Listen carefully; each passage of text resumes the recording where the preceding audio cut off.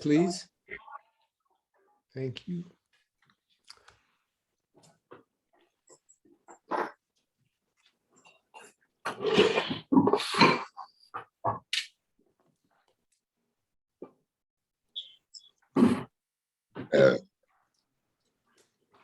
A minute.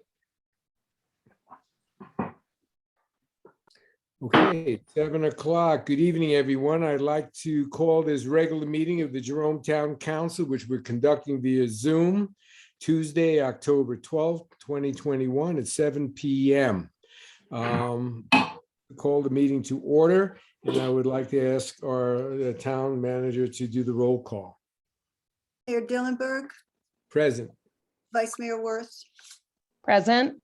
Ms. Barber, Present. Ms. Harvey, Present. Ms. Moore.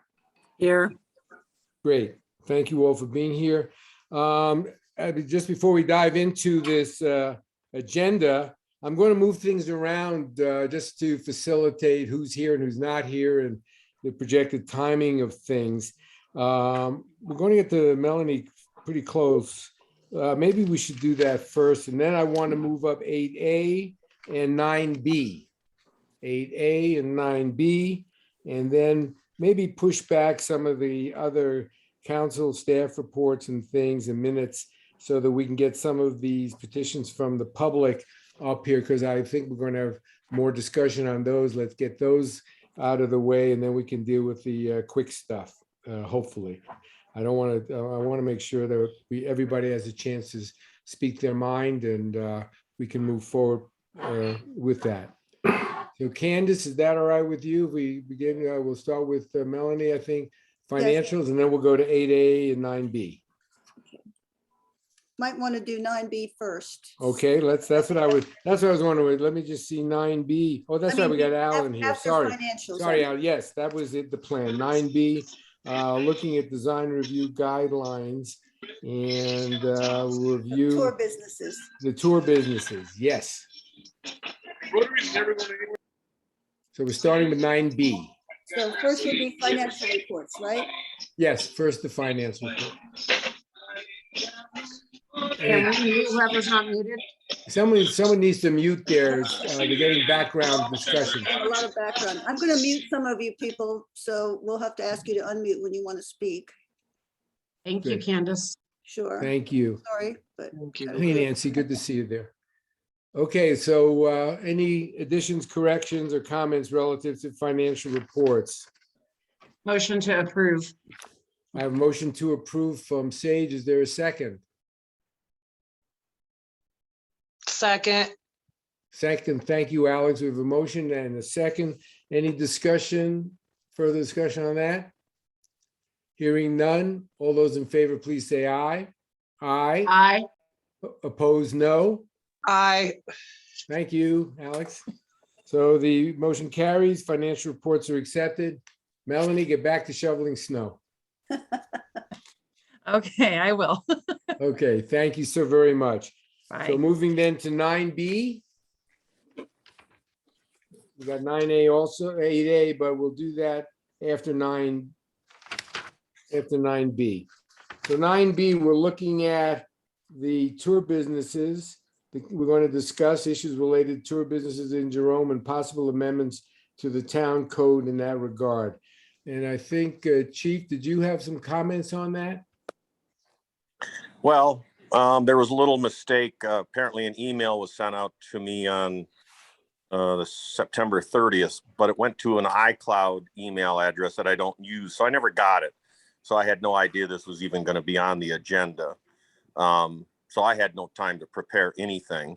We can postpone I have it. some additional recommendations on it. There are some changes that I think we need to make to the tour business ordinance, as well as making sure that we actually follow through with some of the stuff that is on the ordinance.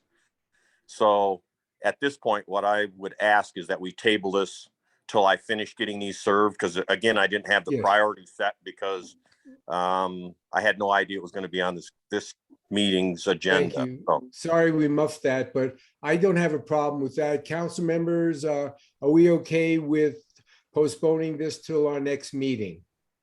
and letting Alan getting fully informed on this whole issue. Jane has her hand up, Mayor. Jane, do you have your hand up? You're, I do. okay. Do we want to talk about anything right now that we might want to talk about at the next meeting? I know there have been letters of complaint, and maybe just briefly say that, yes, I think we need some additions Nancy to, Robinson. Join the meeting. we need some additions to the ordinance. The other thing, I'm wondering if we can limit how many tour businesses are operating. We were told when the buggy tours were going on that because of congestion in town, that we could limit the amount of tour companies. So that's all I have to say right now. Thank you, Jane. Appreciate that. So Alan, I think you're okay. And council members, if we, I don't think we have to vote on this, do we? Or no, we're just going to table this until our next meeting, Alan. And if any of us have comments or recommendations, let's have that conversation with the chief. Thank you, chief. Thank you. Appreciate it. You have a good rest of Thank your you. evening. Okay, moving to 8A, please, which is the public hearing that was sort of continuing. It's a discussion we've been having on water and sewer rates, fees and charges. Dan Jackson's here tonight. One of the things we realized, just open to discussion, but honestly, I think I'd like to see if that we don't do anything relative to a resolution till our next meeting to give some time to find out as much information as we can. And so we don't rush into something. Dan, did you want to, is this the appropriate time for that, Candace, to have Dan's comments? Sure, and council may have questions for him. And please, and the council, feel free to ask questions if you do of Dan. We're mainly going to talk about the rates. You've got that report. You've all been diligent in reviewing it and over the past few weeks. But let's see if there's any, we got some update on that. And then we'll have at our next meeting, we'll have a resolution to vote on that. So Dan, please. Thank you very much, Mayor, members of the council. If it would be possible to allow me to share the screen, I would like to just go over a couple of select slides from the presentation that I gave all the council members and the public a couple of months back. The numbers aren't any different, but there are a couple of very important points I'd like to make with regards to the proposed rate plan that the town is considering right now. The town has in its place a rate plan that is fairly anachronistic. It is a rate that is basically a fixed charge for residential customers for water and sewer service each month, and a fixed charge for businesses by business type. It's very difficult to really discern how these actual charges came about or what the rationale was for the specific charges. I, for the life of me, can't really figure out how it was done. How it also does not necessarily equate the amount of usage that a customer has with the monthly charge. It makes an assumption that a two-person household will use more water than a one-person household, and that a four-person household will use more than a two-person household. That generally is the case, but it isn't always the case. A lot of cities had these type of fixed charges about 15, 20, 30, 40 years ago, but cities across the United States have moved away from that charge in recent years. They've moved more towards a volume-based charge, a charge that a system whereby you are charged specifically for the amount of gallons that you actually consume. There are a lot of advantages to a system like that. You know, you basically pay for what you use. That's the biggest advantage of it. However, there are a couple of disadvantages to it when you consider the adoption by the town of Jerome. If you were to do this, the impact will be different for quite literally every ratepayer. Every ratepayer will see their bill differ in a certain way based on what their individual usage is. As a result of, if you go to a volume-based rate, some ratepayers are actually going to see their monthly bills go down. Not very many, but some. Some are going to see their bills stay about where they are. Some are going to see their bills go up a little bit, and some people are going to see their bills go up a lot.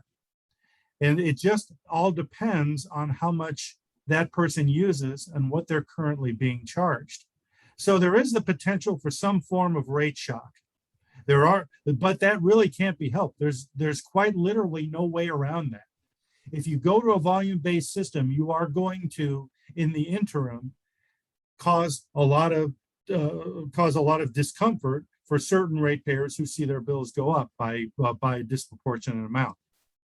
So what I'd like to do now is I want to share just a couple of selected slides from my presentation. I hope all of you can see the presentation now. Yes. Oh, good. It's always good when these things actually work. The first chart I want to show you is a comparison of what ratepayers in general, residential ratepayers in the town of Jerome pay right now compared to what is paid by a lot of your neighbors around the state of Arizona. Jerome ratepayers have an extraordinarily low monthly charge for water and sewer service. For 10,000 gallons of water and sewer service, and that's a fairly typical amount that people use, residential customers use, a Jerome resident pays about $57.90. That's just about the lowest rate around. As you can see, all of your neighbors, from Prescott Valley to Chino, to Payson, to Sedona, to Flagstaff, all of them pay more, and in many cases, significantly more than you do per month. So it is important to understand that where we're starting when we look at implementing a new rate plan. Because while it's never easy to raise rates, the rate plan that is being offered to you under either scenario will still result in rates that are among the lowest in the state of Arizona. So I'm going to, like I said, I'm going to skip ahead. And I'm going to show you the two scenarios that we have talked about in the past with regards to the town's long-term rate plan. The first rate plan scenario or alternative is what I call alternative 1A. What that does is that implements a volume-based rate per 1,000 gallons with no minimum gallons in the monthly charge. So what it means is that a ratepayer will pay a monthly charge, and they will pay a rate for every 1,000 gallons of water and wastewater service that they use. The second scenario also implements a volume-based rate. It has also a monthly charge, and it's got a rate per 1,000 gallons. The difference between scenario 1A and scenario 1B is that under scenario 1B, the town provides an allowance of 8,000 gallons in the minimum charge and 12,000 gallons for non-residential customers or commercial customers. So essentially what that means is that you have a higher minimum charge, but you're getting a guaranteed amount of gallons in that minimum charge. Both of these rate plans are what we call revenue neutral. Both of them are intended to recover approximately the same amount of revenue. So let's take a look at scenario 1A. This is a scenario that has no gallons in the monthly charge. Well, as you can see, we would recommend that you set a rate of $12.50 as a monthly charge for your residential customers. You then set a volumetric rate of $2.75 per 1,000 gallons. For non-residential customers, the monthly minimum charge would be $20, and the volume rate per 1,000 gallons would be $3.25. On the wastewater side, the monthly charge would be $13.50 with a volumetric rate of $3.75. And for non-residential wastewater customers, the monthly charge would be $20 and the volumetric rate would be $4.50. That is the rate that would take effect in January of 2022. Now, we would recommend that the council consider implementing what we call a 5-year rate plan. What it would mean is that you would implement rates that would automatically go into effect in January of each of the next 5 years. So the volumetric rate would be established in January of 2022, and then you would see automatic rate adjustments in each of the next 4 years. The reason for this is that your costs are going to continue to go up in subsequent years, And these rate adjustments will enable you to cover at least a portion of those cost increases. Now, this is a lot of numbers here. What a lot of people want to know is, what does this mean in terms of how much I will pay each month? Well, that's what this chart is intended to answer. Let's take a look at residential water charges first. Right now, under the current rate structure, if you're a residential customer and you are a single resident of a home, you pay $25.36 a month. If you're a double resident of a home, you pay $33.20 a month. And if you're a triple resident, you pay $41.05 a month. And that's a fixed charge, no matter how much water you use. Under the volumetric rate alternative, the amount you pay is dependent completely on the total amount of water that you consume. So let's say you're a household, and it doesn't matter how many people are in the household. What it matters is how much water you use. If you're a residential household and you only use 3,000 gallons a month, under this rate plan, you would pay $20.75. That's less than what you're paying right now. If you use 5,000 gallons a month, you pay $26.25, which is about equivalent to what a single residential payer pays right now. Now, according to town's data, the average residential customer in the town of Jerome uses about 8,000 gallons a month. So under that rate, a person would pay $34.50 a month, which is somewhere between the residential double and the residential triple rate. And if you're large volume users, you would end up paying considerably more than what you're paying right now. But if you're using 30,000 gallons a month, you should not be paying $41 a month. I mean, it's costing the city far more than that to serve you. And so while the rate increase would be very, very significant for that 30,000 gallon user, what it really means is that that 30,000 gallon user has been paying a lot less than what it would cost them over the years. Now, as you can see, over the next 4 years, that rate would increase by about $3 to $5 a month for most customers. Now, let's take a look at the non-residential customers. If you're a non-residential water customer, as you can see, you've got a plethora of different rates based on what kind of a business you are. Small businesses, 1 to 5 employees, medium businesses, 6 to 10 employees, small restaurants, large restaurants, and all of that. All of these are fixed charges.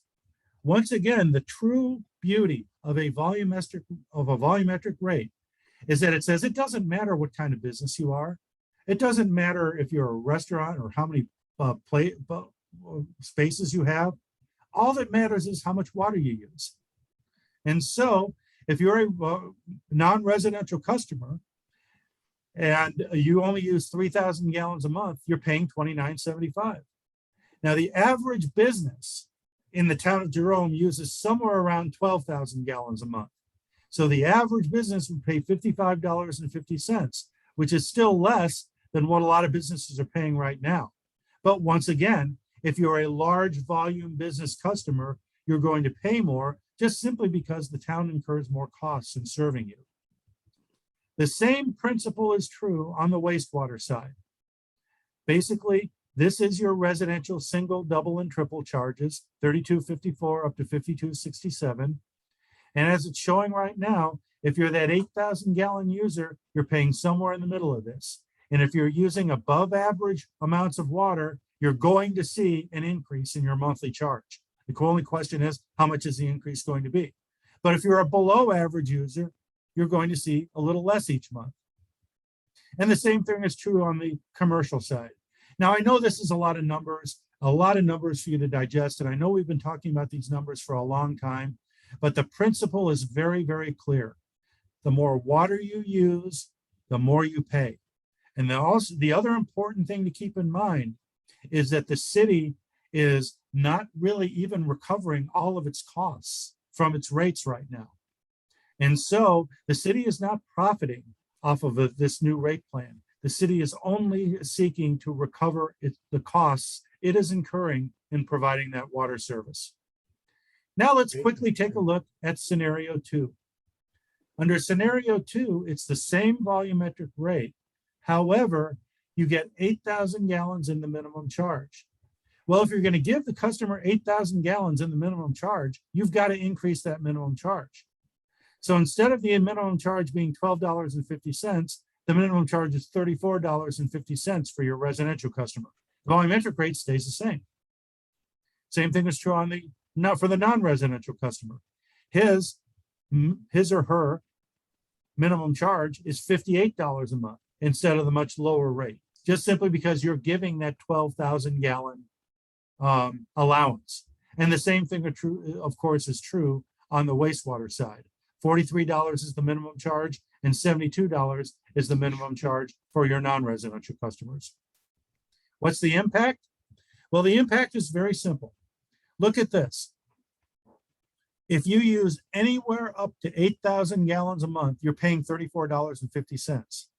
So that customer who uses only 3,000 gallons a month pays $34.50 because he's getting a credit of 8,000 gallons, even though he's only using 3,000 gallons. If you're using 5,000 gallons, you're still only paying $34.50 a month. If you're using 8,000 gallons, you're paying $34.50, and then your rate starts to go up after that. What this chart doesn't sufficiently show is that the highest rates for the highest volume users are a little less under scenario 2 than they are under scenario 1, because you're making more revenue from the lower volume users. Same thing is true on your commercial customers. You see, for your commercial customers, anything up to 12,000 gallons, they pay $58 a month. The reason is very simple. Under scenario 1B, you are giving customers 12,000 gallons a month, whether they use it or not. And so if you expect them to use 12,000 gallons a month, you got to charge them for 12,000 gallons a month. So that's really the big difference between the two scenarios. Do you want to give that allowance in the minimum charge, or do you not want to do so? That is the key difference between the two. So I'll just skip ahead to the final thoughts. This rate plan does encourage conservation. One of the reasons why it encourages conservation is because you pay for what you use. The more you use, the more you pay. Your current rate plan does not encourage conservation, because a person pays a fixed charge for water service. Doesn't matter how much water they use. Heck, they can let their tap on, leave it on all night if they wanted to. But under this plan, you're going to charge people for what they use, which gives them an incentive to use water wisely. The current, the town also has several options. You can just do a 1-year rate plan. You can just do the commercial rates. The town has talked about just implementing the commercial rates right now and maybe deferring the residential rates to implementation to a later date. You can do the entire 5-year rate plan. You can do 1 year. The reason is that regulatory agencies generally give towns wide latitude to set rates according to local definitions of what is fair, just, and reasonable. Regulatory agencies generally consider that you, the representatives of the town on the town council, have the best idea as to what the town considers to be fair, just, and reasonable, and you will set your rate plan accordingly. And quite frankly, regulatory agencies also recognize that if for whatever reason the town's ratepayers do not agree with the decisions that are made, then they have the democratic right to install people in office that will the rates that they do want. That is why town councils are given wide latitude to set rate policy. We strongly urge that you consider some form of the alternatives that we present to you tonight. And with that, I'd be happy to answer any questions you have at this time. Dan, yeah, I think we'll probably have some from Jane coming. I've got one. A number of citizens are concerned, that may not have a big income. They may live simply, but they have trees on their property and other foliage that they want to help survive. I'm curious, are you familiar with towns doing something to assist the individual they're not taking a lot of showers, they're not using a lot of wastewater, but they want to maintain the trees. And particularly here we are in the mountains where trees are a critical component of our fire prevention, slide prevention, and so on. And I'm just curious if you had any thoughts about that, because I know that's been raised by a number of citizens to see how do we deal with that, and is there an equitable way to do that for our citizens? Yes, That's a very good question. I appreciate the opportunity to address it. I think the town has already addressed that issue indirectly.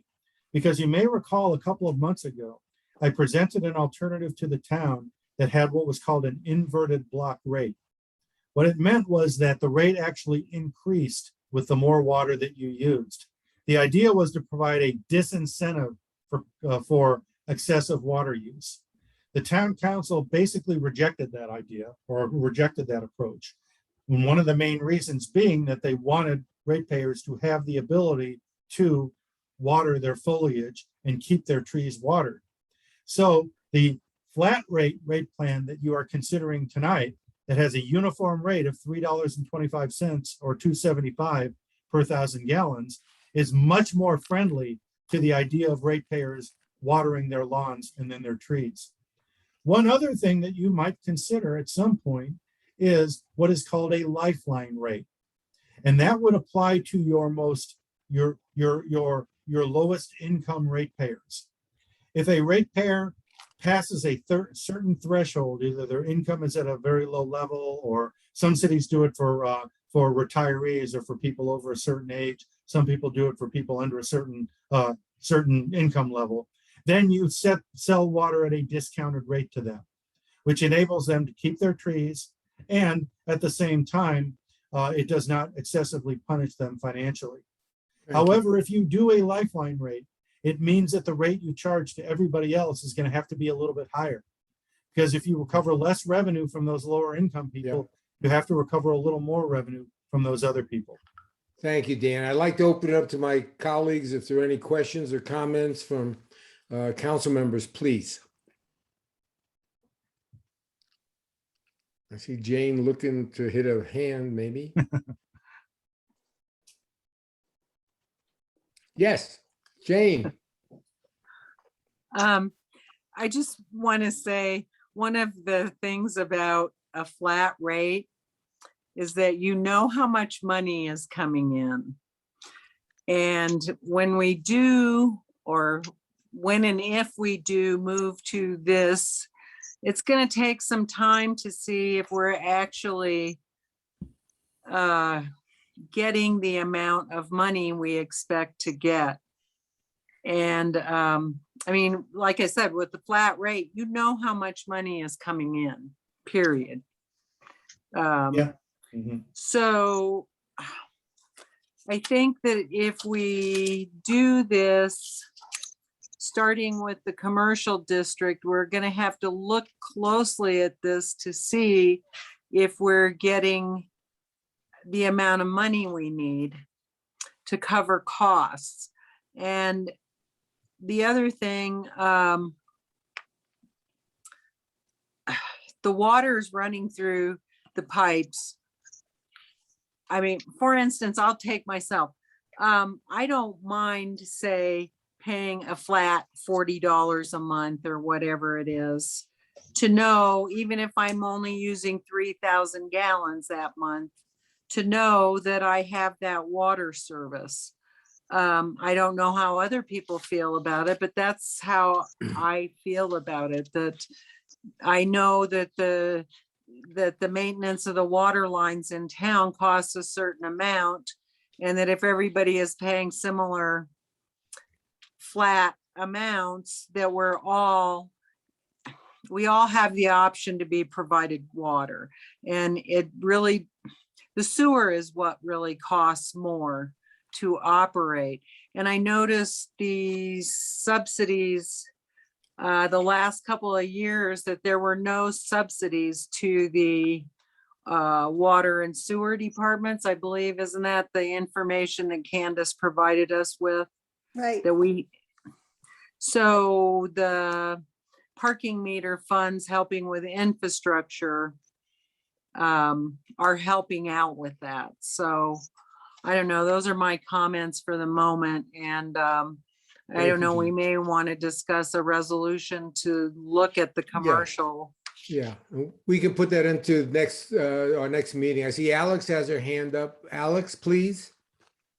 I just wanted to clarify that Dan talked about that we're allowed to look at this We're allowed to implement what we'd like. We could also decide that it's not for us. And right now we are looking at commercial, business, and out of town. We're not even really talking about residential, except for that we might talk about it in the next couple years. Correct. So we're getting a lot of letters from the local residents about their trees, about their lawns. So again, I just want to clarify for everyone, we're starting it out with people that shouldn't have trees or lawns. Our main street and our businesses, they don't have these. They have little flower boxes. And toilet, yeah. So Thank you. thank you. For listening. Thank you, Alex. Thank you for the clarification. Any other hands up? Any council members? Yes, Candace. Yeah, we did, as this is a public hearing, there may be members of the public that want to speak, but we also, assuming that council's finished speaking, Yeah. we have a letter from a resident. She asked to be read as part of the public hearing. So whenever you want me to do that, I'm happy to do it. That would Okay, be- that's the one recommending about taking care of the greens and the trees and Yes. everything. Yeah. Any public members of the public have a question or comment, please? I don't see or hear any. So Candace, would you be so kind as to read the Right. letter, It's please? from Mary Ross, a Jerome resident. At the end, she refers to a quite a lengthy article that she printed, but I'm not going to read the whole article. I'll just the title of that, but I'll read her letter. To Jerome Town Council Re-Water Policy, I support a water policy for Jerome that supports the natural balance and regeneration of water and a healthy green environment of trees and vegetation that supports happiness, mental health, reduces pollution, and actually prevents heart attacks and strokes. See study below. That was the article that she mentioned. A common sense water policy benefits everyone in Jerome. Therefore, I support 1, watering of trees, gardens, orchards, lawns, and vegetation in Jerome that helps recharge the aquifer and creates a green space that is healthy for all living things. 2, watering of trees, especially old trees that support the natural creation of rainfall in our mini ecosystem. Deprive trees of water and they die. Without trees, even in a small area, the rainfall is diminished. More trees die and there's a vicious cycle until we become a desert. 3, an economical water policy that first supports the natural ecology of water, growth of greenery in our mini ecosystem. 4, a common sense approach to our water rates that has worked for a long time. As long as water is flowing down the flume, we are not short of water. We are actually wasting water that could be used to recharge our aquifer. The more available water that is used for irrigation here in Jerome, the better for our ecosystem. If we sell this water out of Jerome, we are depriving our own ecosystem of the benefits. Keep Jerome water in Jerome. Make no doubt about it, higher water rates will make it uneconomical for people on a budget to water trees, lawns, gardens, orchards, and grow food for their families and communities. I do not support 1, short-term water equity rates that put financial advantage over the natural ecology. 2, bullying the Jerome Council with threats of lawsuits to gain financial advantage to the detriment of the natural water ecology and a healthy green environment. 3, name calling such as water abuser. 4, turning Jerome into an ungreen environment for short-term financial advantage and a very high detriment to health and our long-term water ecology. True definition of a water abuser is someone who seeks to disrupt the long-term viability of a naturally recharged water system and to sabotage our healthy green Jerome for financial or personal advantage. Vote for a healthy green Jerome. Please do not allow the council to be bullied by threats. Vote to preserve our current common sense water rate system that puts the long-term health of our aquifer and our Jerome residents first. Respectfully, Mary Ross. And she had a link to an article about people who live on tree-lined blocks have fewer heart problems. Thank you, Candace. There you go.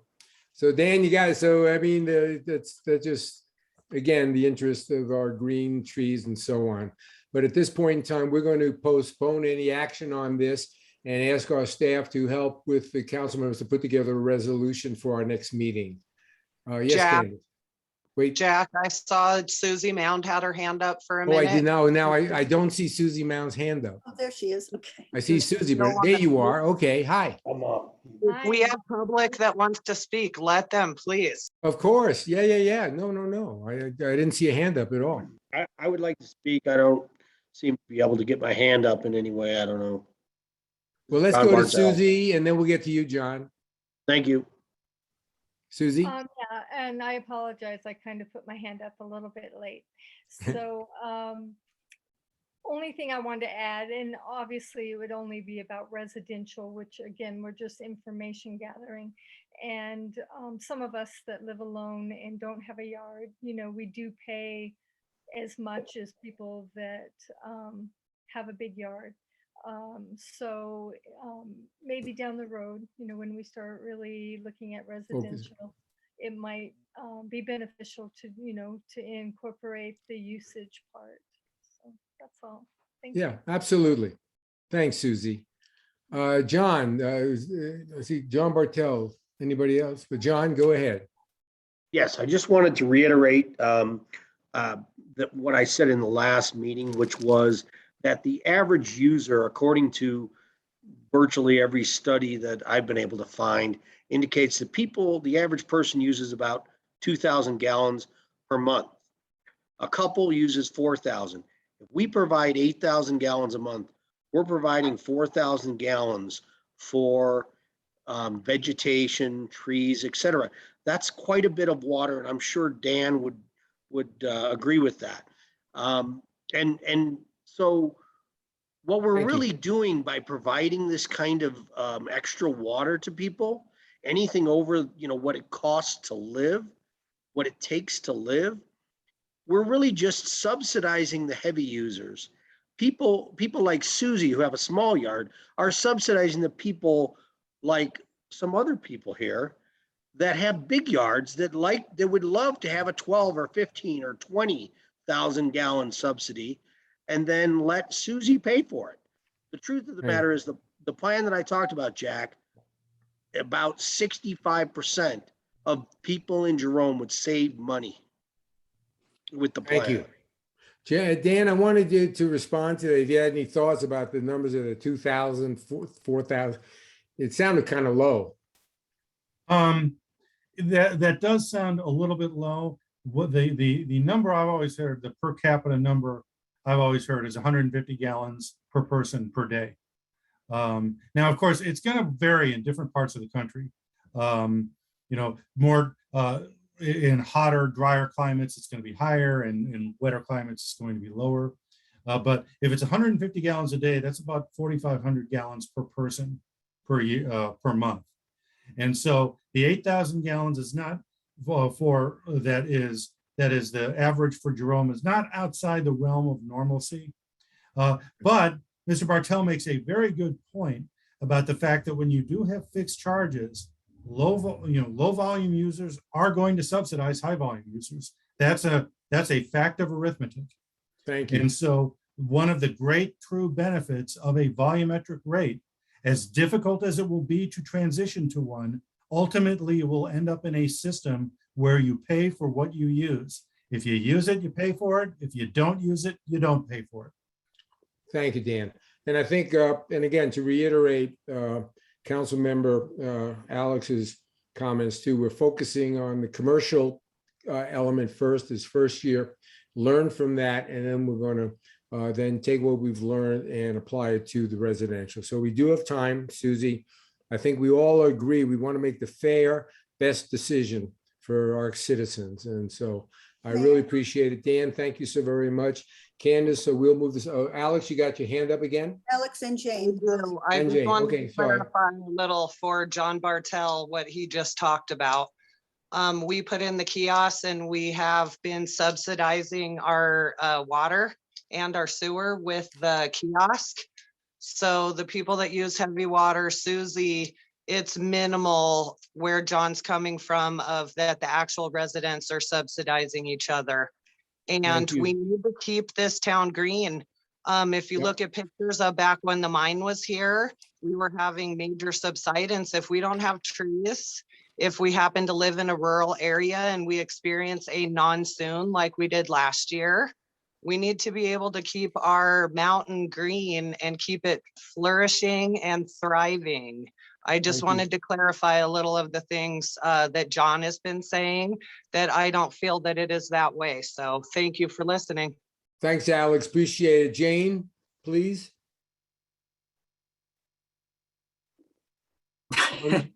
Was listening to Alex and now I forgot what I was going to say. the subsidizing of other people, like Alex said, I find that a little difficult when you're providing water for trees. And for instance, native mesquite trees were dying this past year when there was no water. And a lot of people were having to water native trees like mesquite trees, and they're providing habitat for birds that other people in town appreciate. And it's not water that's going down the sewer. I think that other people besides just the people who have the yards end up benefiting from people taking care of landscaping around the town. And as far as the whole thing about pointing fingers at people subsidizing other people kind of bothers me, because we could point to a lot of other things like trash, for instance, as well. And I just don't like pitting people against other people. And Yeah. there haven't been that many people upset about the rates that are being charged in town. And the other thing, we're not pumping out of an aquifer, and we're using our water sustainably. And I do think that most of the people who live here in town are aware of conservation measures when we don't have much water, because it fluctuates. And the other thing I am concerned about is if people, let's say the people are only use 3,000 gallons or minimal 8,000 gallons, if we go with the 8,000 gallons, and people start cutting back, then that means that we need to raise rates in order to do the maintenance of water lines in town, because the water is still coming through town, whether or not it's being used. Thank you. Thanks a lot, Jane. So great discussion, great points. I don't see any other hands up, so we will. Mayor? Oh, sorry, Candace. Yeah, John Bartel just wrote that he's trying to put up his hand, but he can't, so he's got his hand up. Okay, John. And Susie Yeah. has her hand By the up. way, Susie also? Oh. Yes. So John, John? He's muted. Hold on. Yeah, go ahead. I'm sorry. I thought you were going to take Susie first. Well, I can. Susie, go right ahead. I just wanted to clarify that I am certainly not complaining, because as Dan stated out in his presentation, we are all paying less than most other towns. Absolutely. anyway. Thank you. And if I had a real gripe, it would be that I don't have a yard. There you go. There you, we'll deliver one on Monday. No, there you go. Thank you. Thank you. Thanks, Susie. Appreciate it very much. John, brevity. Yes, real quick. Absolutely in no way am I trying to pit anyone against anyone else. And it's simply a matter of arithmetic, as Dan said. When you have a high volume, you're ending up making the small users pay for the high volume. It's simple math. It's not a matter of a feeling, it's math. That's Thank all. you. Thanks so much. I really appreciate your continued input on this topic. I don't see any other hands. So yes, Candace. Just clarification on what's next here. Council has options to continue the public hearing or close the public hearing. You also have an option to ask staff to prepare a resolution for the next meeting to either set commercial rates, and I think that's kind of where you've been going, on a volumetric basis using the 12,000 gallon minimum or no minimum, whatever you decide there.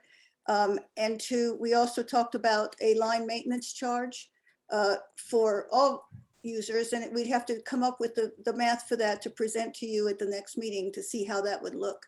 But that would be your options right now, to either continue the hearing to November or close the hearing, and then either way to, if Have you a wish, resolution. direct staff to prepare a resolution Yeah. and the details of that. And Sage has her hand up, Mayor. Sage, please. I would like to see us continue it just because we are still in Zoom and so many people are not able to come to meetings. Maybe Okay, there are some business owners that might want to participate, since we are looking at commercial and more residents might want Cool. to if they can get access to internet. And thank you. I think we should continue the discussion. The public component. Thank you. Thanks, Sage. Any people that disagree with that recommendation?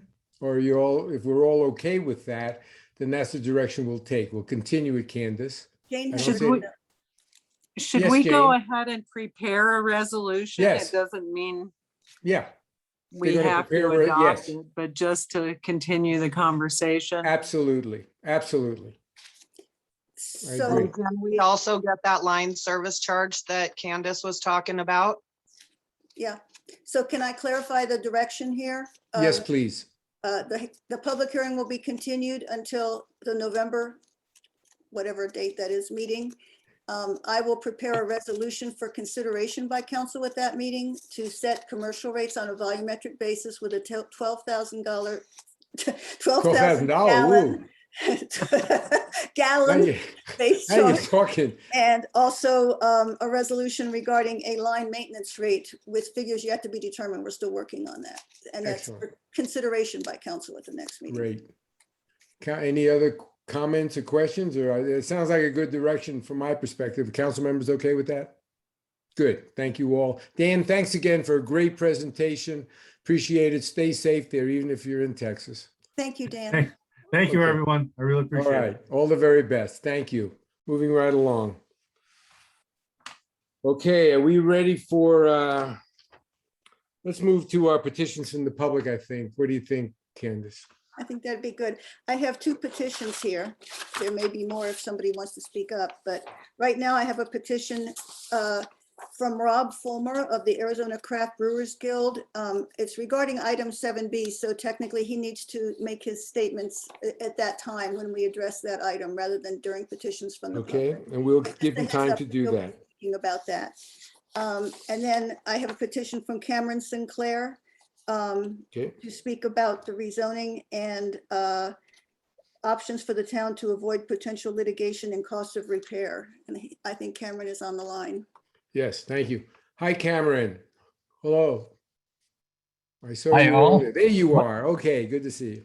Luckily, I know how to lip read, so it's good to hear people.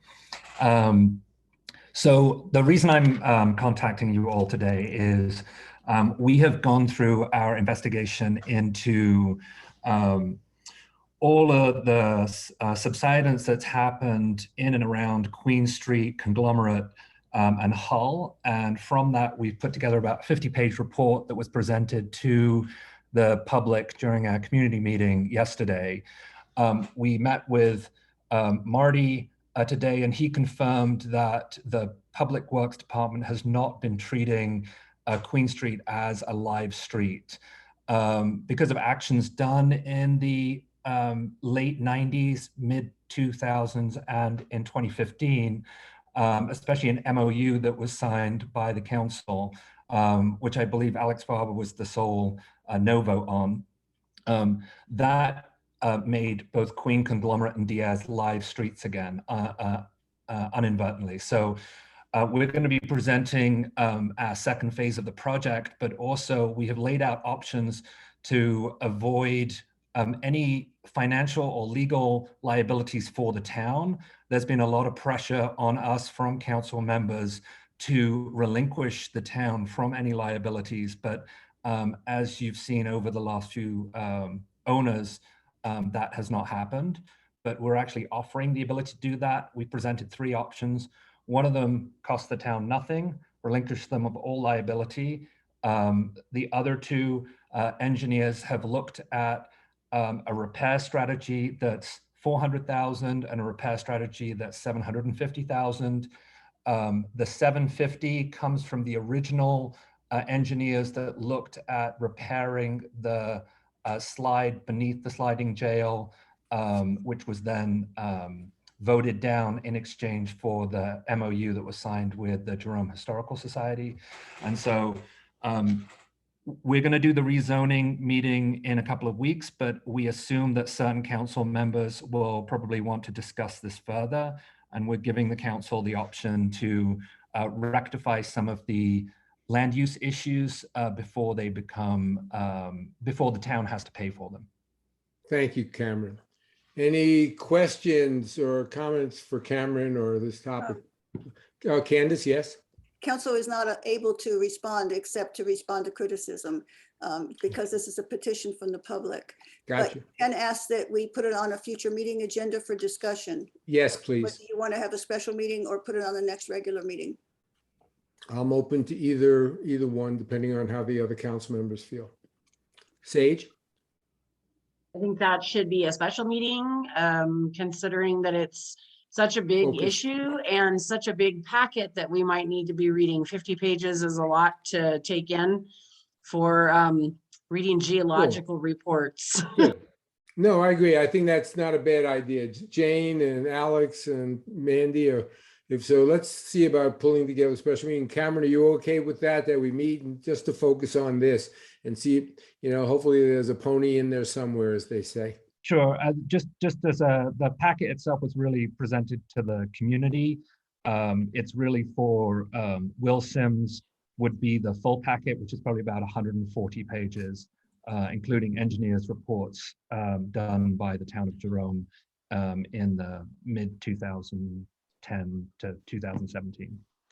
Thank you so much. So Candace, why don't we focus on that? Sage is a good suggestion. Let's move send with out a special session on this and see if we can just get to the heart of the issue and see if there's a solution that we can mutually accept that's going to benefit the town and the citizens as well.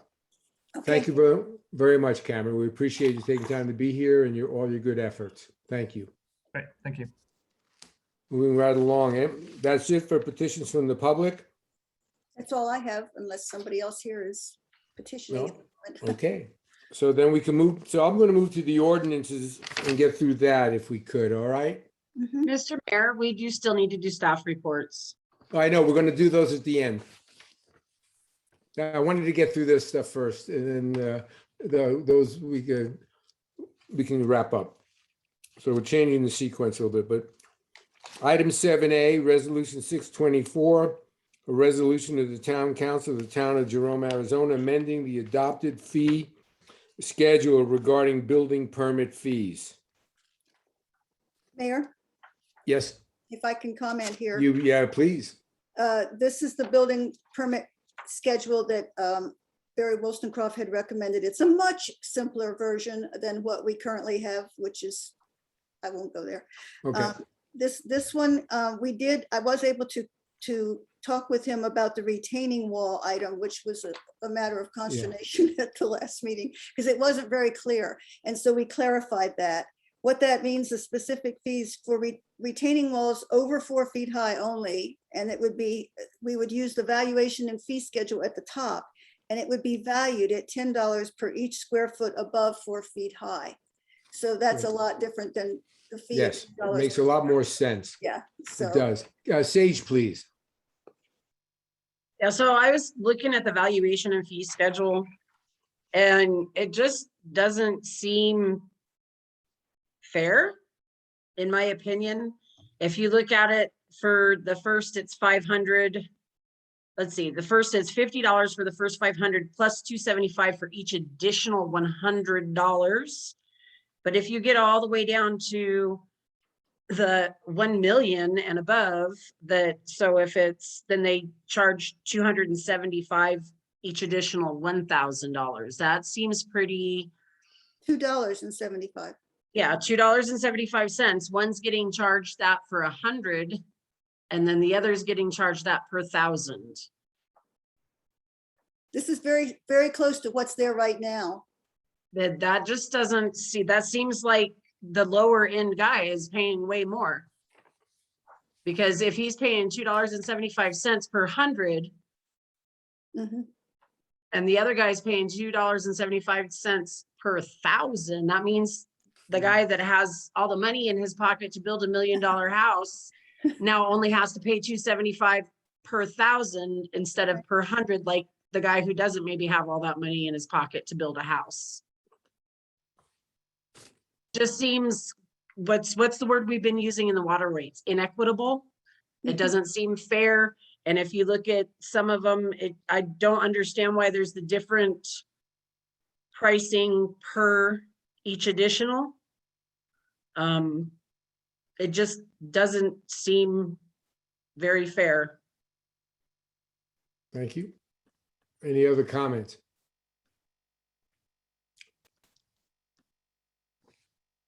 We can postpone this, or I could entertain a motion to adopt it.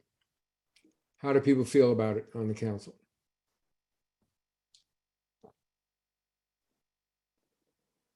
Don't think anybody wants to go anything with it. So Candace, at this stage, if there's no vote on this thing, we just, Jane has her hand up, Mayor. who does? Jane. Oh, Jane, I see you now. Thank you. Has anyone done the math on this to I see did. what, did. okay, could we have that? What do you mean? Well, for instance, if somebody's building $1 million house, what would that be? Because I didn't do that. I had a couple people that do construction look at this and they thought it seemed fair and reasonable. And I was ready to say, fine, let's adopt it. Right. But The math, I can explain what the math, because how it works, which is bottom line, $50 no matter what, right? For the first 500, and then $275 for each additional 100 up to 2,000. Then when you get to the next level, 2001, the 9125 is the sum of $50 plus $275 for each $100 up to that. And then each additional 1,000 is $1,250. The next one starts at where that ends. So each one is added into the next, and then it's that base plus the additionals. If that makes any sense at all, that's hard. I to understand explain. how it works. I just was trying to figure, I've got my calculator here. I can figure out, let's say, Okay, each additional $1,000. Well, so in other words, it's $5,000 for $1 million house. yes. So yeah, I don't know. Does anybody else have any comments, whether that Well, seems Sage has some correct?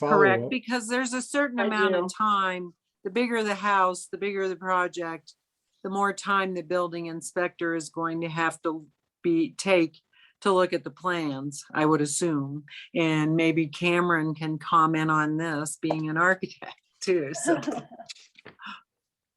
So may I follow up, Mr. Mayor? Yes, you may. Thanks, Jane. Yes, Sage.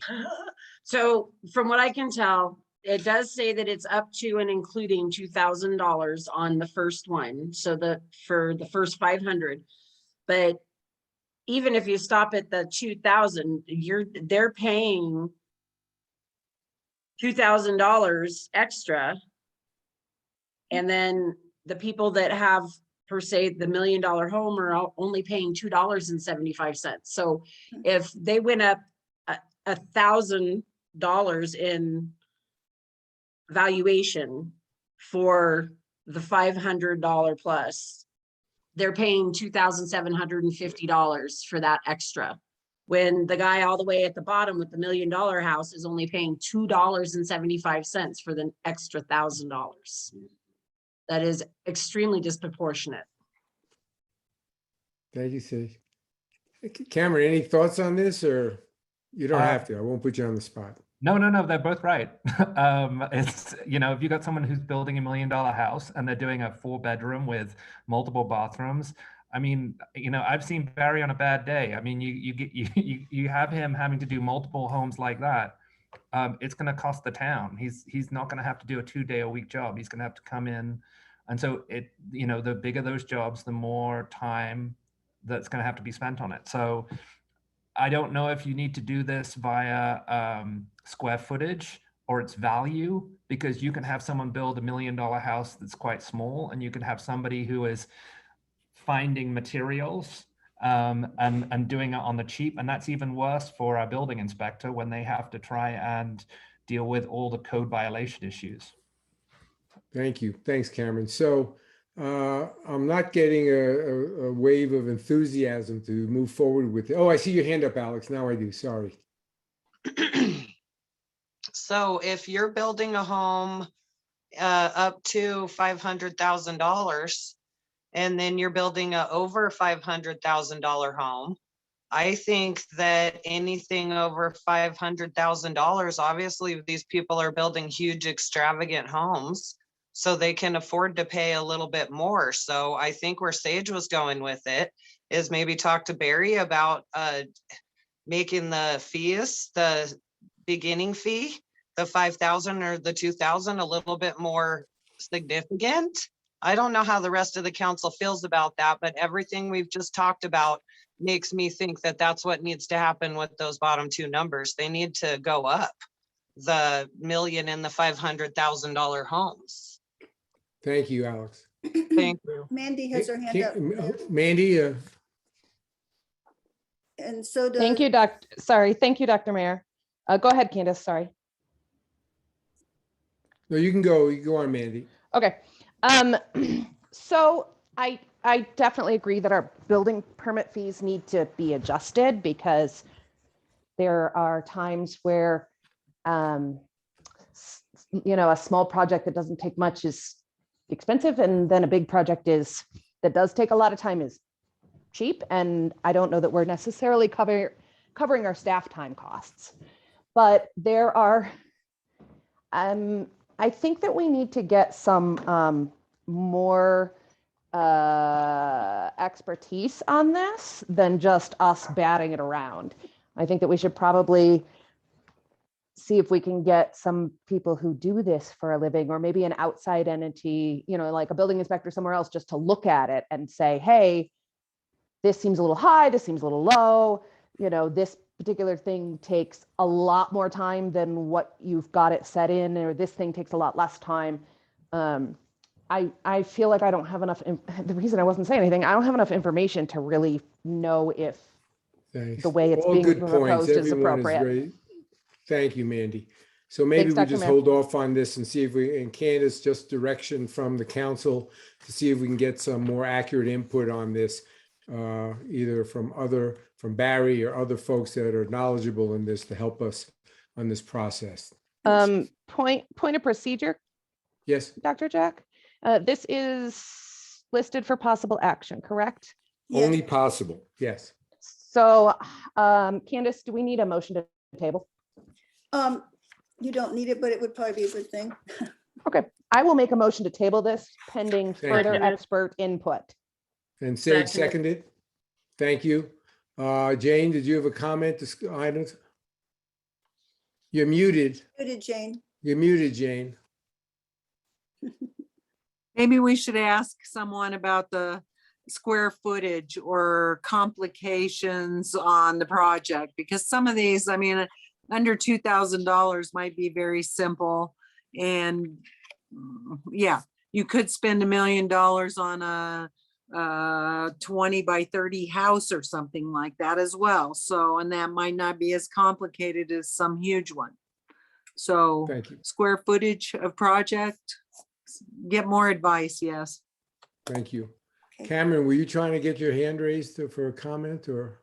No, I was agreeing with everybody. It's Thank you so unusual. much. Good. I like that. So hearing that, all those in favor of tabling this motion, please say aye. Aye. Opposed, no. Okay, so we're tabling this to the next meeting. Thank you, Candace, and you Mr. got, Mayor, you have a hand up. Denise, who? I think it says, there's a hand up. I don't see it. I don't see that. I don't see a hand up. I'm seeing- Sorry, it was my pointer. There you go. What's the point? All right, nice try. Nice try. Okay, we're good. And I think we've got some good points raised, what we need to look at on this to make it a more effective one. Thank you, Sage. Okay, moving right along. Item 7B, Resolution 625, a resolution of the Town Council of Jerome, Town of Jerome, Arizona, approving a conditional use permit for a microbrewery at 416 Hull Avenue. And I appreciate, Sage, the information that you shared. on the water, and the ammonia, there was an issue on ammonia that I got to read about that, raised some questions as well. So we've got this resolution we could adopt. I don't know. I think, quite honestly, from my perspective, there's more information I'd like to know about this, the effect of ammonia in this water. It looks pretty scary in some of the stuff that I was looking at, but I'd like to get some input if the folks who are doing this project are here and have some thoughts. We can certainly welcome them to speak. Jane? I would like to hear what they have to say. Good about, yeah, there you go. Thank you, Jane. So if they're here, I'd like to hear what they think about the management of the ammonia, which is something that Denise's is, hand is up now. who is? Denise, and I believe that's them. Denise. For some reason, she's not on my screen. I apologize. I don't. Unmuted. There you Oh, go. there is Denise up there. There. Okay, good. Sorry, now I see the hand. My apologies. Please. Thank you, Denise. Welcome. So, Go right ahead. Dr. Mayor, I have a nationally recognized expert in water and wastewater treatment here as part of the town council. His name is Ron Clark, and he's the founder of APG Water that was founded in 1967, and he has offices including in Prescott. And he has first knowledge of the Barnstar Brewery as it exists and operates in Skull Valley. And he has visited that location, and he has some information that he can respond to that would be well beyond my expertise. No worries. Thank you for bringing him on board. Rob, is that you, Rob Fulmer? I see you there. Ron Clark. What's that? Ron Clark.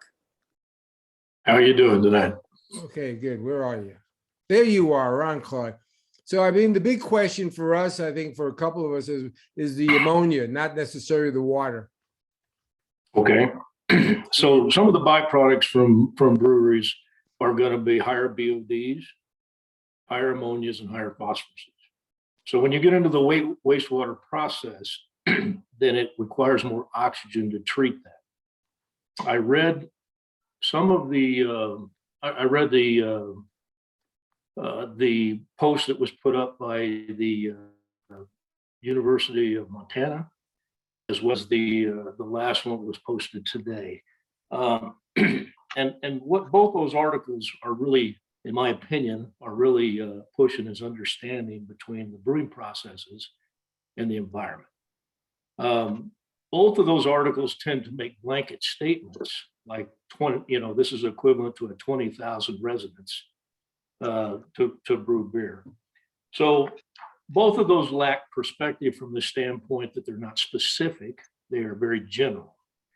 So when I was asked to go by the Barnstar Brewery and look at their process, which I did, it is a very, very small operation. And I appreciated the gentleman from Wildan Engineering stating that the average household uses 150 gallons of water a day. Actually, for the state of Arizona, it's 146 gallons per person per day.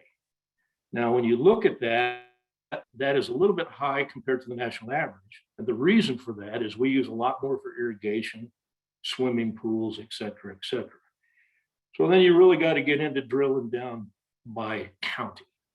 So when you look at what the Arizona Department of Water Revenue says, we're looking at 146 gallons per person, but about 65% of that is used for swimming pools, for irrigation, et cetera, et cetera. When you run those numbers down, in other words, you take that 146 gallons per person, times 35%, you come up with about 51 gallons per person per day. If you drill down into the census information and you look at Yavapai County, we average 2.29 persons per household. So you're looking at about 114 gallons per day per household in Yavapai County. And the reason you may ask, what does that have to do with ammonia? What does that have to do with other things here?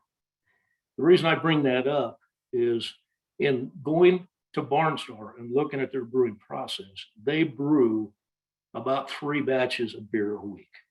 A batch of beer consists of about 42 to 48 gallons of actual produced beer.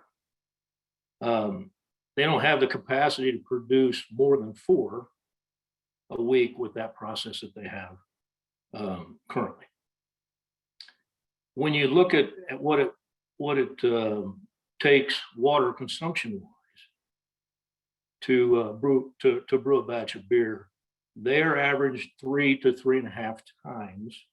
I know the University of Montana, which I love that state. I fly fish there every year. So I love to do everything I can to protect waterways because that's my sport. That's what I love to do. That's what I want to pass on to my kids and my grandkids. But when you go back and look at that, that study, if you will, or that article stated that it could be as much as 8 times. What I saw at Barnstar is about 3.5 times, 3 to 3.5 times. So when you look at producing 3 to 4 batches a week, you're literally looking at about no more than 600 gallons of water consumed for the brewing process. Not including the bathrooms, not including if they have any kitchen facilities. I'm just talking about the brewing process. And that includes the cleaning. It also includes the actual beer produced. So in essence, what you're looking at to produce that beer is no more than a standard household for a week with 2.29 people. When you look How does at that that deal with the ammonia issue? yeah, so when you look at that in relation to what your wastewater plant is rated for, which is 70,000 gallons a day, and I know you guys are looking at some other stuff right now, you're talking a very, very small drop in the bucket. In other words, this brewery, in my opinion, would have little to no impact on your wastewater system or on your water system. Thank you. Now, if you were to, if they were to expand that into larger units, then certainly you would want to relook at that. Thank you. I don't know, Jane, what do you, you're a little bit more expert than me on the ammonia issue, and I just want to make sure we're addressing it appropriately. Go ahead and take the other hands out there and then Where are I'll they? make my I'm comments. looking, oh, I see Susie, and I see, okay, Susie, I see for sure. Go ahead. I just wanted to clarify, make sure I understood what Ron Clark just said correctly. Did you say that per week would be about 48 gallons of beer produced?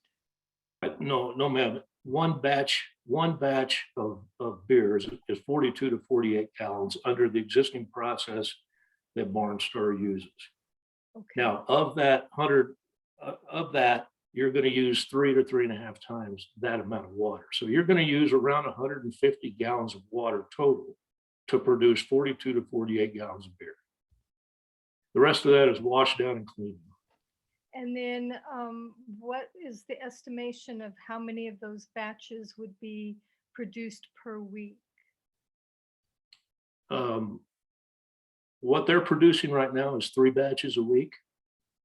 My understanding from Keith, and you can correct me, Keith, is you would produce no more than 4 batches a week. Is that correct, Keith?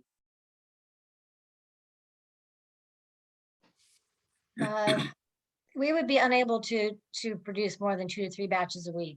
So I don't anticipate we would be brewing more than 3. Thanks, Denise. The equipment's just not capable of producing more. Thank you.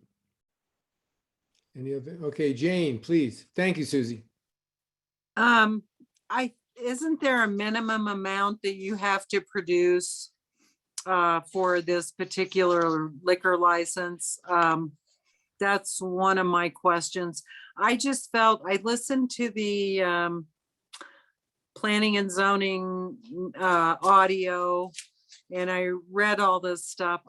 I just felt like there was a lack of information provided both to planning and zoning and to what we received to make a decision tonight. it doesn't show seating, like how many people you're going to have in there. I also felt when comparisons were made with other businesses, such as the wine tasting rooms, that it's really not similar to a wine tasting room, and that there's manufacturing going on. The amount of manufacturing, the amount of beer that you are going to be making, I'm not sure, do you know that? I mean, is that enough beer to run a business? I don't know. If you're selling beer to go, that's a question I have. Is that enough? The statement was also made that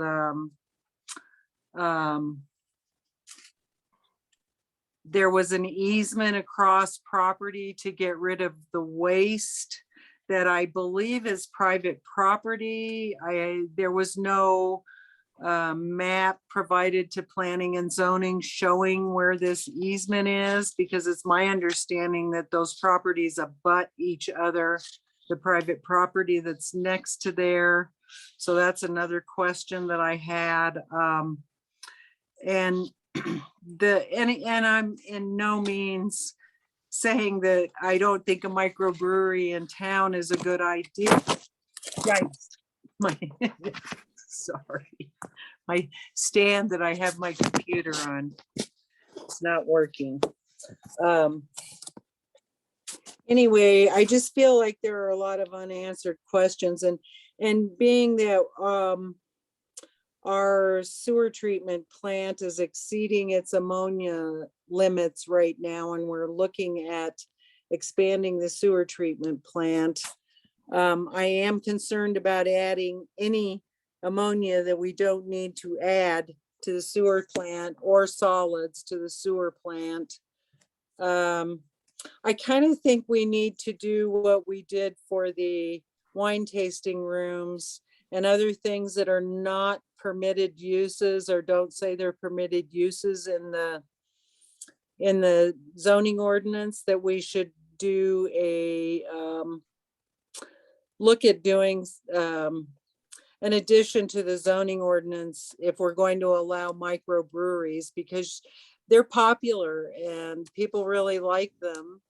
And I think that we need to look at other people who may want to come in and do a microbrewery and have some of these questions answered first before, because I don't even know how much to tell the guy that runs our sewer treatment plant. Okay, how much solid and how much ammonia are we looking at adding to our sewer treatment plant that we're having issues with as it is?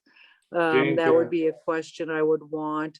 Being that we don't know seating in there, the parking as well. And this is a conditional use permit, so I'd really like to have some of these questions answered specifically before we move forward with Thanks. this. We got we got three other council members with hands up. So I'd like to get to their questions, Ron, if that's okay, or did you want to say something quick? Well, the only thing I wanted to comment on Jane's comment, I can't address your parking issues or any of that kind of stuff, but the solids in the process, Jane, just to answer your questions, are actually removed, and they're actually fed to cattle for graining out cattle. So they are removing the solids in that process. They are not sending that down the sewer. Thank you. Appreciate it. We've got Mandy, then we have Alex, then we have Sage. So Mandy, please. Thank you, Dr. Jack. I just want to give the background that I come from, having been in breweries since I was 14. That was my very first restaurant gig, and there was no rules about how old you had to be to help with the process. So I'm fairly familiar with this. And then secondarily, that I have dealt with the Arizona Department of Liquor Licenses and Control for many, many years, as have some other members of council. So I am certainly curious and intrigued by this possibility. I think that It's something that we should assist the applicant with going through the process and seeing if it is a good fit and it is appropriate and it is going to work for us. Because I think that if it does come out on top, that it would be a great add to town. Brewery people are a unique bunch, and they like to come and have a good time and spend money and eat in the restaurants and stay the night. And I think that's all good stuff for us. Thank But you. my question is more of a procedural one. So maybe this is a Candace question. I'm not sure if we can issue a conditional use permit and or make any sort of a resolution on something that is related to a state licensed establishment without that license having been applied for, at least pending. So I would be more comfortable tabling this until I get clarification via whoever from either Bill Sims or the AZDLLC about whether we can say, yes, go ahead, without knowing if they're even going to get a license to do that particular thing. I can find that out. Thank you, Thank you, Mandy. Candace. Thanks, Candace. Alex, please, and then we'll get to Sage. I agree with what Jean said. I also want to bring up parking. We need plans for the seating inside. And Mandy, great point as well with their permitting process. Ammonia is the one thing that I'm worried about. No one could actually address anything of what that is going to do. We know that we are at our levels already. So to add more into it at this point, when we're talking about putting in millions of dollars into our sewer system, just sounds like something that we would have to find out would not be detrimental before we would want to go this route. So I second what Mandy's talking about, tabling for much more information. Thank you, Alex. Sage, please. Yes, sir. I am going to agree. I have notes here to table because I have lots of questions as well. Everyone has pretty much brought up most of the issues. There are a couple things that I believe that our fire chief is trying to bring to our attention. First off, that it will be a change of use and sprinklers will need to be installed for that to happen.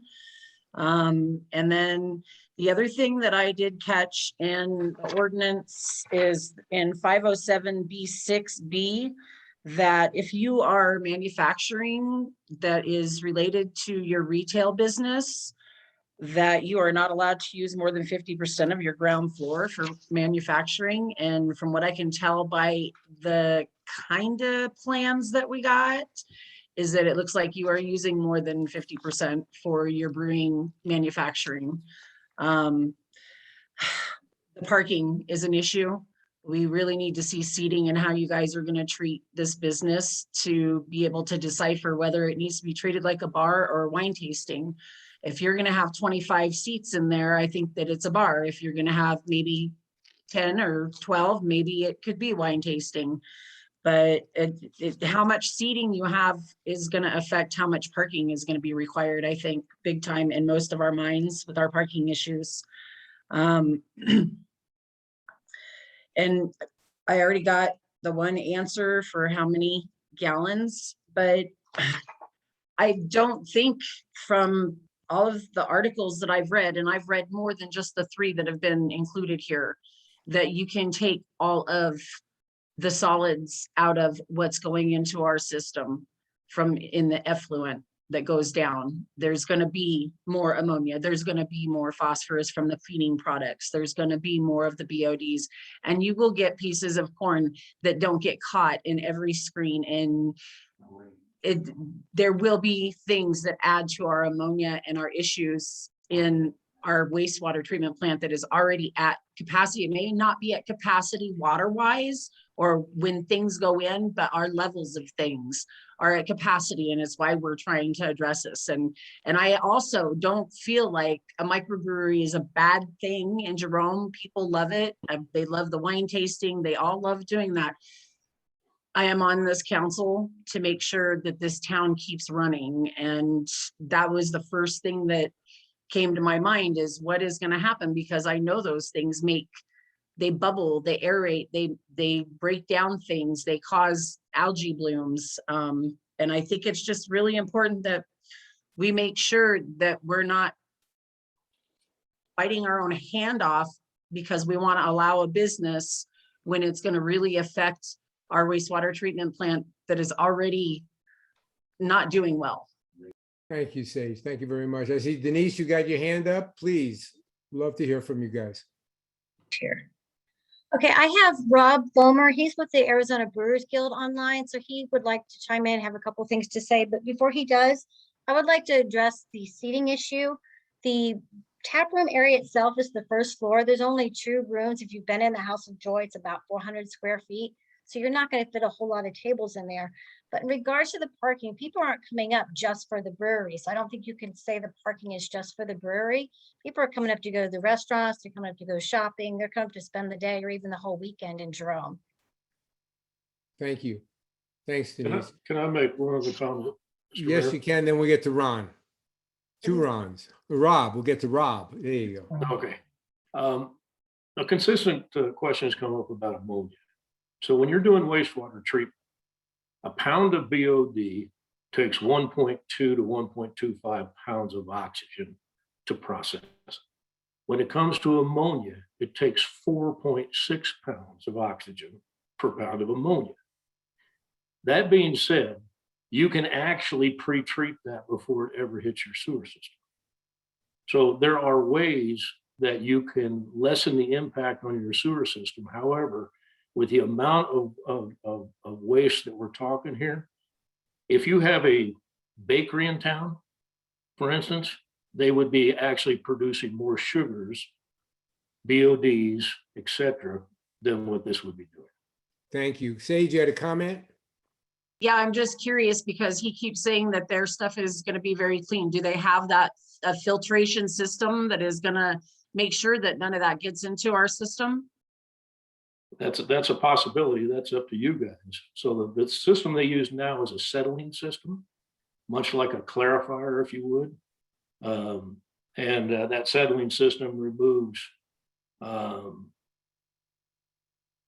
don't know the exact percentage, but it's very, very clean water coming off the top. There are no solids. Thank you. Rob, okay. You're on, Hey. Mr. Fulmer. ROB, Rob. Can you hear me okay? Rob, yes. Thanks, Rob. Great. The guy with hair in his First of face all, can't be all bad. hey, first of all, you guys are doing the work. You guys are asking the right questions. And that was a great presentation by Dan. I didn't see any numbers there that scare me at all on the water side. In fact, I don't think this is much of a water issue at all. I think their growth is going to be limited by other factors. And, Rod kind of illustrated the water usage part. I'm hearing about parking now. I'm hearing about ammonia. I'm hearing about things that I can't really address because I wasn't prepared to talk about that. We were just concerned about the water usage. But listen, I represent 100 breweries across Arizona, and we are definitely interested in making sure that people can get licenses where they are able to get licenses. But we want the answer to be right. We want to be able to have great relationships with our towns and our communities. And so, my job here is to add information, and I don't see anything personally that would stand in the way, but you guys are the ultimate deciders. There's some great resources. And what I saw from the resources, from the things that I saw, I didn't see the other additions, is you saw some cautionary tales where the municipality and the industry was not engaged. You guys are in the heart of engagement here when it comes to water usage and resource usage. I don't know if you know this, but you have a brewing college in Yavapai County down the hill. And they are an excellent resource to study these issues and to engage people. In the case of the national organization, you won't find this with the restaurants that you have and some of the other businesses. There is a national program to get sustainability benchmarks and to get information about their water usage, their utility usage, and to see if they're in line for the size they are and to make adjustments. You're also seeing, again, down the hill, you've got Sinagua Malting Company, which is a model for the Mountain West. You have somebody who has decided to invest a lot of money to grow barley to be malted, so there's not this big environmental footprint. And the thing about it is a benefit corporation. It's designed to save water. So if you guys have horses or cattle and they eat alfalfa, well, the farms are switching to barley because they don't water those crops in June and July. And guess what? The Verde River volume goes up. Their mission is to bring the water levels up. Beyond that, you have our state organization, and we've worked with breweries and municipalities. We're working with the state of Arizona and a major metropolitan area in Phoenix to brew water with treated wastewater because we're trying to change people's perception about the water usage. And I'll finally say that you have an engaged business who you can directly monitor their production to their wastewater. As Ron mentioned, Dan mentioned, they can hold their wastewater to be measured and it can be treated. The solids are removed, and that's at your discretion how you want to do that. You have an engaged business who are committed to living above the brewery, who are going to be residents, who want to be able to tell the story of how important water is to this area. We consider our breweries to be third places where you go to, and I challenge you to find a more inviting place to talk about these issues. It's not restaurants, unfortunately. It's not necessarily bars, but it is these places where people are tasting beers and understanding the importance of water. This is our terroir. The water is our terroir in this industry. I also represent some of the wineries. I know you had some challenges with that, but their usage is far less. Our breweries are far less than the wineries because the products aren't being produced here. They're being shipped in. This brewery is limited not by the water usage, and there by no means did I see anything that said that they were going to be any close to that. Their usage is limited by and not even the parking. It's the footprint of that building. I'm here right now at that brewery, which is, I don't know, 25 times what we're talking about here. You can't really see that, but if Barnstar is to succeed, they're going to have their production done somewhere else in that building. This is their showcase. This is their tasting room, and they want to have something that is produced close to where they are so that people have an understanding. Their future is probably, if they expand beyond the state minimum, which they've done only like 15% above that consistently with that system. And Dan is correct. I mean, they're really limited by that system. Nobody's going to truck huge volumes of malt up the hill. This place that I'm at, that has a silo. There's no plans to put a silo in there. There's no plans to expand that footprint. Their success is having a great product in a limited capacity, and they can decide if they want to move their production to that brewery. Our organization has spearheaded the ability for I don't know, I can't speak for this brewery, but they might be able to produce some of their beers here under a recent state law change. They're there because they love what's going on in there in that part of the state, and they really want to be participants in this discussion. And I know there have been several breweries before my time and during my time that wanted to do breweries here in Jerome, but they were denied for various reasons. And now you have somebody who's going to participate in this process, in the process that you're outlining with commercial and residential situations. My only ask is that you talk to us and them, and we come up with a plan. And I'll be honest with you, you might come up with something that is completely unpalatable, and maybe they'll decide to walk away. But I don't think that was really afforded to anybody else. And so we don't want, in the showcase of water and sustainability issues, to send a message, I don't think, that no business is welcome here. and that nobody here is to benchmark. No one here is going to benchmark a brewery. This is the perfect storm of you having a brewery you. and an We engaged get it. owner that's going to be able to do that. Thank you. Thank you very much, Rob. Appreciate that. I see Jane has her hand up, and then Susie. I just felt like I did not have enough information to make a decision. I still don't feel that I have that information. I'd like to know how many people you plan to serve in there. I would like to know where your access to get rid of your waste that I heard in the planning and zoning meeting jokingly said, oh, we'll just throw it down into the neighbor's yard. And I know that wasn't what was No, I meant, know. but that was jokingly said. And there will be a certain amount of waste product that comes out of there and needs to be disposed of and is not going into the trash. It's to be fed to animals. And I know Chip Norton and have known him for a long time, and I know what's going on with the barley and the beer. And I'm perfectly fine, but I don't have enough information. I still don't. Got it. And you also mentioned, I want to know how much is going to be brewed there. And then you just mentioned something about beer being brought in from somewhere else.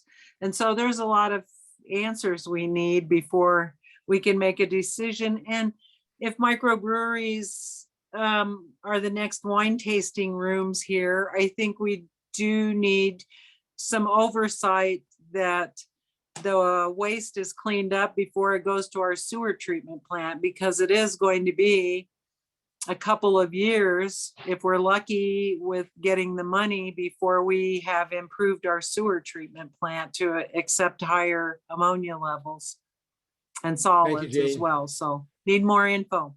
Thank you so Thanks. much. Now, Susie, you had your hand up. I see it's down, so we'll move on. No, did you want to comment or question? Yeah, a little bit of both. Jane earlier had asked like what the state requirement is for microbrewery license. And that is the production of 5,000 gallons a year. And so given the numbers that Ron Clark gave us was about to produce 48 gallons, through a batch, they would need to do just a little over 2 batches a week in order to make that 5,000 gallon minimum for their license. So that was just information there. And then I think I heard Rob say that this is also going to be a residence. So I didn't know if that requires another CUP or so that was just my comments. Thank you. Denise, I see you have your hand up.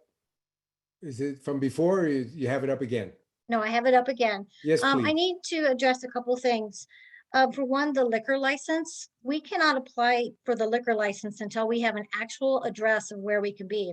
And until you guys approve that, we can't apply. I mean, we have everything in place. We have a liquor broker that we're using, but we're waiting for the approval process. And for the state, it takes 105 days. And then for the federal, I think it takes a little bit longer. So the longer you guys put this out, the longer it's going to take for us to be able to get the license and be able to get in there. The other thing is, we're here to answer questions. So if there are questions that need to be addressed, I mean, we'll address everything that we can, because we're trying to get this process moving forward as quickly as we can. Thank you. I'd like to see if I see Jane has her hand up. I don't see any. Can you answer any of the questions that I Rob, asked? I see Rob had his hand up again. Were you going to answer a question or? Yeah. I mean, I think this is a confusing forum. So I think we could probably take some of these questions offline if that's acceptable, but I will answer to the licensing process. It definitely favors not the business, because you guys can kick the can down the road another 30 days or 2 weeks or however long. You know, in the meantime, they've got a pending lease, and you got a leaseholder who could be renting that out. And so you could conditionally approve this. They could file their license. It still has to go for a local governing body approval as a last stage. So you guys say, oh yeah, everything's good, and they spend money on remediation and plans and upgrades, and then they get the state license because you guys have said, hey, this is going to work. And then you know, it goes to another hearing, and you know, somebody from the city could raise their hand and say, hey, we have questions. And I will tell you, it's an expensive process for the business. So if the inclination is to not approve this license, I mean, let's do it quickly, because but otherwise we have got a ton of answers, and we've got a ton of breweries in the local area that can address these problems and questions. Again, I'm not a subject matter expert on ammonia. I've never heard of ammonia being a problem. We only talk about pH and levels, but those things are eminently addressable. And you know, if you say, hey, we want you to do X, Y, and Z, we have to look as the business. They have to look and see if that's something that's affordable. But at this small stage, in this initial stage, and the size of this brewery and the limits that are inherently upon that building, I think you have an opportunity to sort of set the rules and get an understanding, as opposed to what if somebody came to you with a very, very large brewery, which would be a financial maybe boom, but maybe an economic impact. You have no data on that. And I think to introduce one brewery, you have restaurants, you've got hotels. I think this is an opportunity for all of us to learn something and really move forward with something. But you have to act quickly. Yes, Sage. Mr. Mayor, I believe there's a first and a second to table this until the questions are answered. Can we call the question? Yes, is there any other discussion, council members? Dr. Mayor, Yes, if I might Mandy? amend my motion, please. yes, I would like to table this to the nearest possible date for further information for council's reference. And there, okay, that's my amendment. Thank you. and seconder, is that okay? Who seconded it? Alex was the second. Alex, you okay with that? Yes, Yes, I am. thank you. Jane, were you trying to get on again? Even if we table this, are we going to have answers to the questions I've asked? I don't, okay, where are the waste products going to exit the building? Because it was said they're going to exit across property to the parking lot. How much waste are we looking at? How many seats will be in there? And how much beer is going to be made?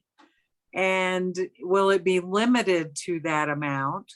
And how much ammonia is going to enter our wastewater stream? And can you guarantee that it will not impact our wastewater stream?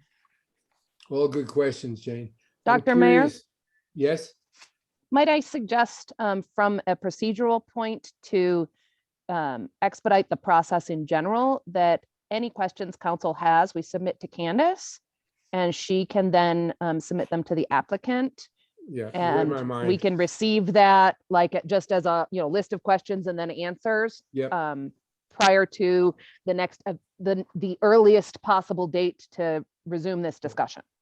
I like it. And Denise, the thing thank you so much, Mandy. We want to help get this done quickly, particularly if it's going to work. I mean, let's see, we still have data to unfold and to read and understand, but I want to make sure that we as a community are facilitating the best and quickest outcome for you. We're not trying to, but we've got issues that, that are other, like I said, the sewer and blah, blah, blah, and that are real critical issues for us now. But we want you to succeed.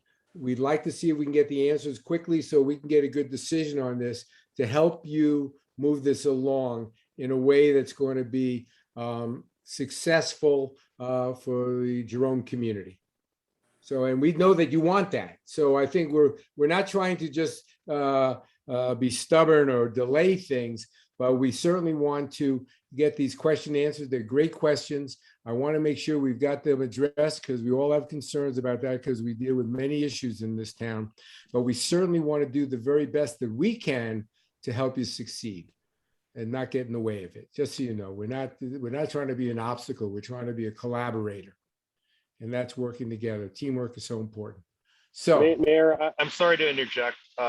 Yes, Rob. But in that spirit, can we get a baseline reading of what your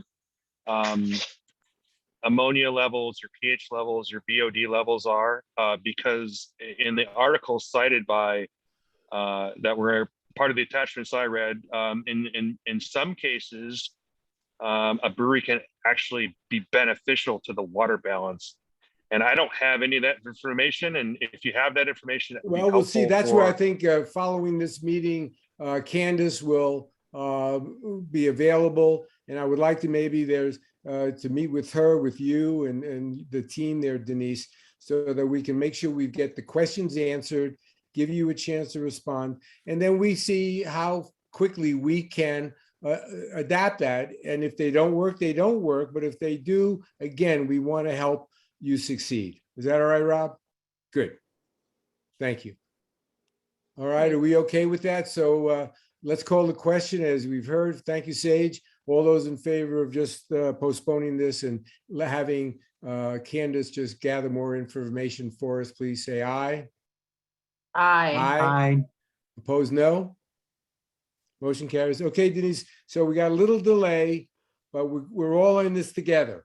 We want to see if we can find a way to have this thing be successful and safe and meet the needs of the community. And I know you want that as well.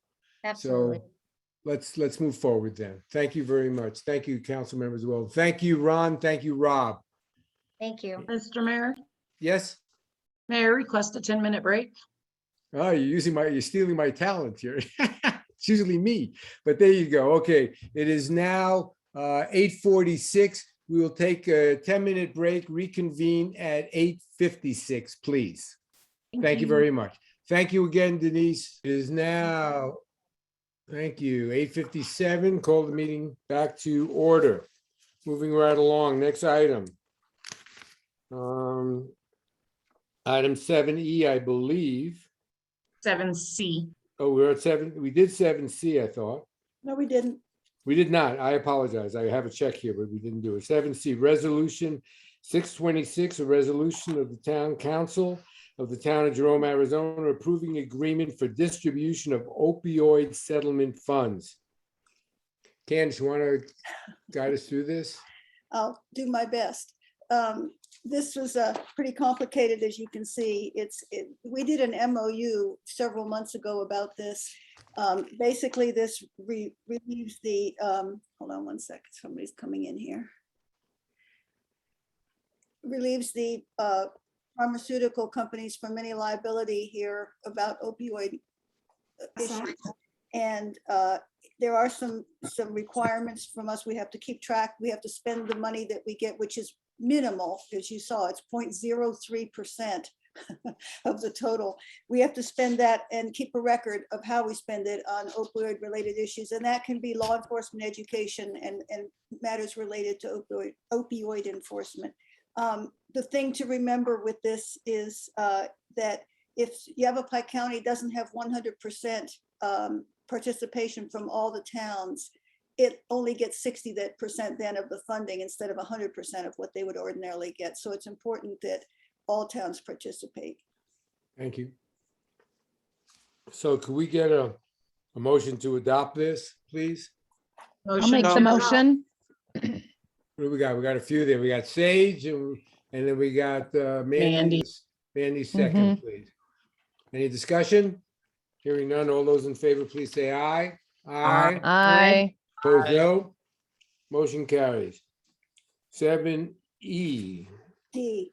D, resolution number 627, a resolution of the Town Council of the Town of Jerome, Arizona, correcting the adopted fee schedule of the Town of Jerome to include an existing rate category previously omitted. I think this was something, Candace, we just forgot to put in Yes, there. when I copied everything over, one line didn't copy, and we just have to add that back in. It's the hotels, rooms, B&B per unit rate. Great. Can I get a I'll motion? make a Motion to motion to approve. Hey, boy, we got duets Sage and tonight. I are like on the I same love it. wavelength on this. All right, so we got Sage and Mandy. Motion and second. Any discussion? Hearing none, all in favor, please say aye. Aye. Aye. Opposed, no. No, ayes have it, motion carries. Okay, so we're moving to item 6-7E. First reading. Ordinance number 475. An ordinance of the Town Council of the Town of Jerome, Yavapai County, Arizona, amending the Jerome Town Code by the addition of a new section 10-3 thereof entitled Special Events. First reading. Yes, Jane. Let's see, section 10-3-7. Private events held in town park attended by no more than 10 people. That seemed kind of low to me. How does anyone else feel about that one? I can say that we've typically required a park permit administratively for anything over 25 people. So We can raise it to 25 maybe, or 20. Is that? This is only the first reading, so, Right. right, we should make whatever changes we're going to make at this time, though. okay, any other, so what would be the good number if we want to go above 10, if we keep it under 25, is that it? Dr. Mayor, Yes? I thought about that too. I agree with Jane. I think it seems a little low. And so kind of the way I thought about it was like, all right, well, if I'm going to go to the park with my entire family, how many people would that be? Just to get a general idea. And I would say that 20 would be as high as I would want to go on that. Okay. I think Because that would allow for, like Yeah. grandchildren, children, spouses, parents who want to Sure. have a picnic in the park to all get together, Yeah, but still be smaller than, if a big, huge fraternity from NAU showed up and did a barbecue. sure. So if people are in agreement, we'll just make that 20 instead of the lower number. Okay, and that's our first read. Jane, yes, please? Okay, let's see, same section, but we had this same discussion last time. And I was the one that suggested it, but do we want to leave that in about, because about all we can do is suggest that they use, we can't really force anyone to use the 300 level parking lot. I don't Yes. know. Do we want to leave that in there anyway?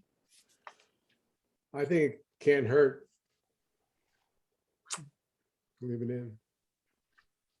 That's my thought. If they Okay. don't, they don't. That's up to them. Yes, Candace, please. I think Jane has a really good point there, if I can comment on that. I don't think you should have anything in an ordinance that you can't really enforce. And right Okay. now, it says must do Oh, something. I don't know how yeah, you're ever got going to it. figure that out. I think you're right.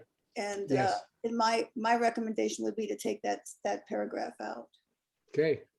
Could we strongly Right. suggest that they Yeah. do that or something? Or recommend, Right. recommend. Right. We can Could we even, use the but- term prefer instead of must? yes, we can rewrite that to Yeah. just Yeah, express our better strong English. desire. That sounds good. Good point, Jane. Good point, Candace. Okay, so that's the first reading and recommend those changes. Mr. Mayor, Yes, do we want to discuss in that same paragraph the amount of attendees that is highlighted in yellow? Yes, please. Oh. yes, go mhm. ahead.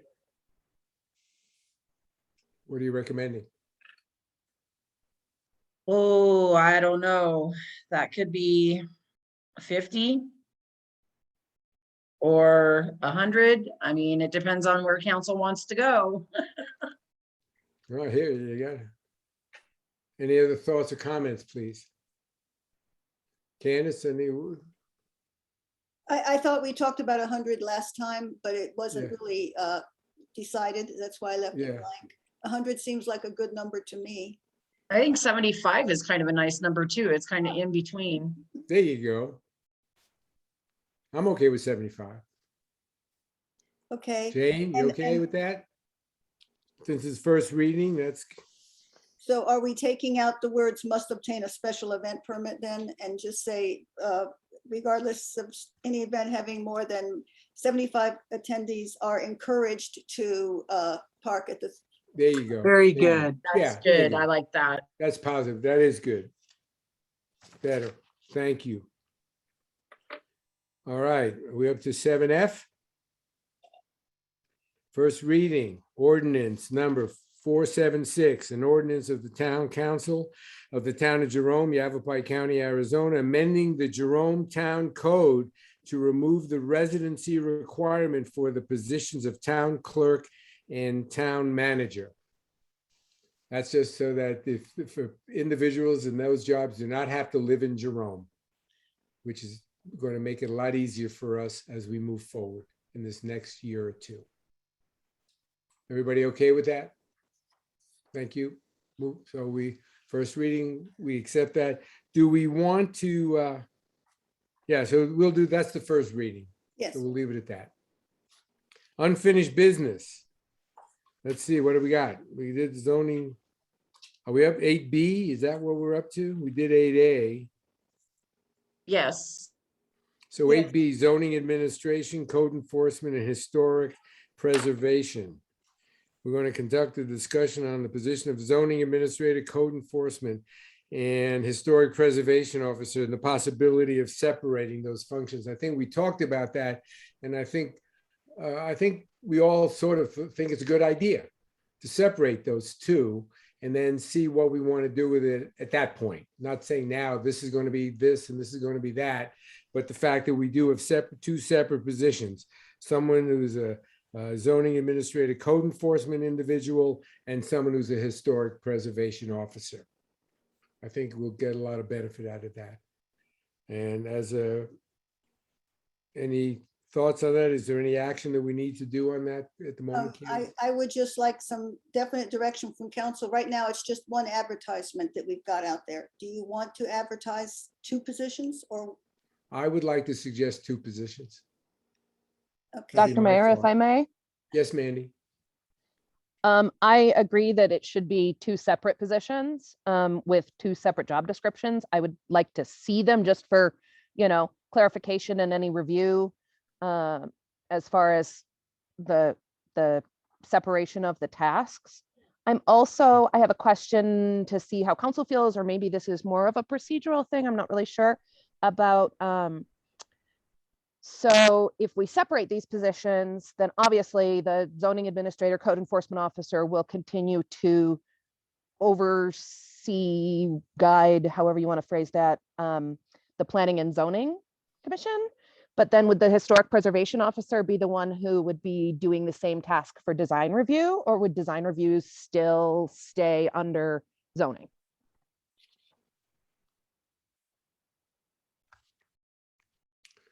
I don't know the answer to that yet. Sage, and I see Cameron has his hand up too. I'll get to you there in a second, Cameron. Yes, I Sage. think that before we post a job listing for someone to try and be our historic preservation officer, that we need to come up with a job description that we all agree on. I don't think that we should just be posting a job for a new position that we really don't know what it's going to entail. Yeah. Thank you. Agreed. Yeah, I think we're on good. Cameron, yes, please. This is really just a question on behalf of current applicants. I just want confirmation that Chief Muma is currently acting zoning administrator, and because it's in the ordinance that as chief of police, he would be under code enforcement. So I just want, but that code enforcement falls under zoning administrator's role. So Can we, Candace, any I don't know. I don't see it that way. Yes, he's code enforcement, but Alan likes to keep distance from zoning matters, and rightly so. Oh, I've just had my first, well, we just had our first conversation regarding a zoning matter. So I just want to make sure that those who are in the midst of applications are communicating with the right people. Right. Well, we don't actually have a zoning administrator right now, and Okay. we're working Just- on that. So Yeah. you know, I don't know what to tell you. Yeah, sorry, Cameron. Thank you for bringing it up, though. Thank you. Okay, so we good with that, and just so that we separate them, and then we'll see how they come together as two individual positions. Jane has Jane, her yes, hand up. please. So are we going to continue? I'd kind of like to continue advertising for this position as it is, perhaps, and see what kind of applicants we get. That's a good idea. And maybe proceed with doing something about historic preservation. If we could have somebody just for reference when needed, to help with that, that might be a good thing. I did talk to a couple people about this and who said they thought there was no reason that one person could not do both of these, but I think they're different skill sets. And, you might get a younger person that with the code enforcement that can do enforcement stuff, but has no idea about the historical issues and of Jerome and all the- right.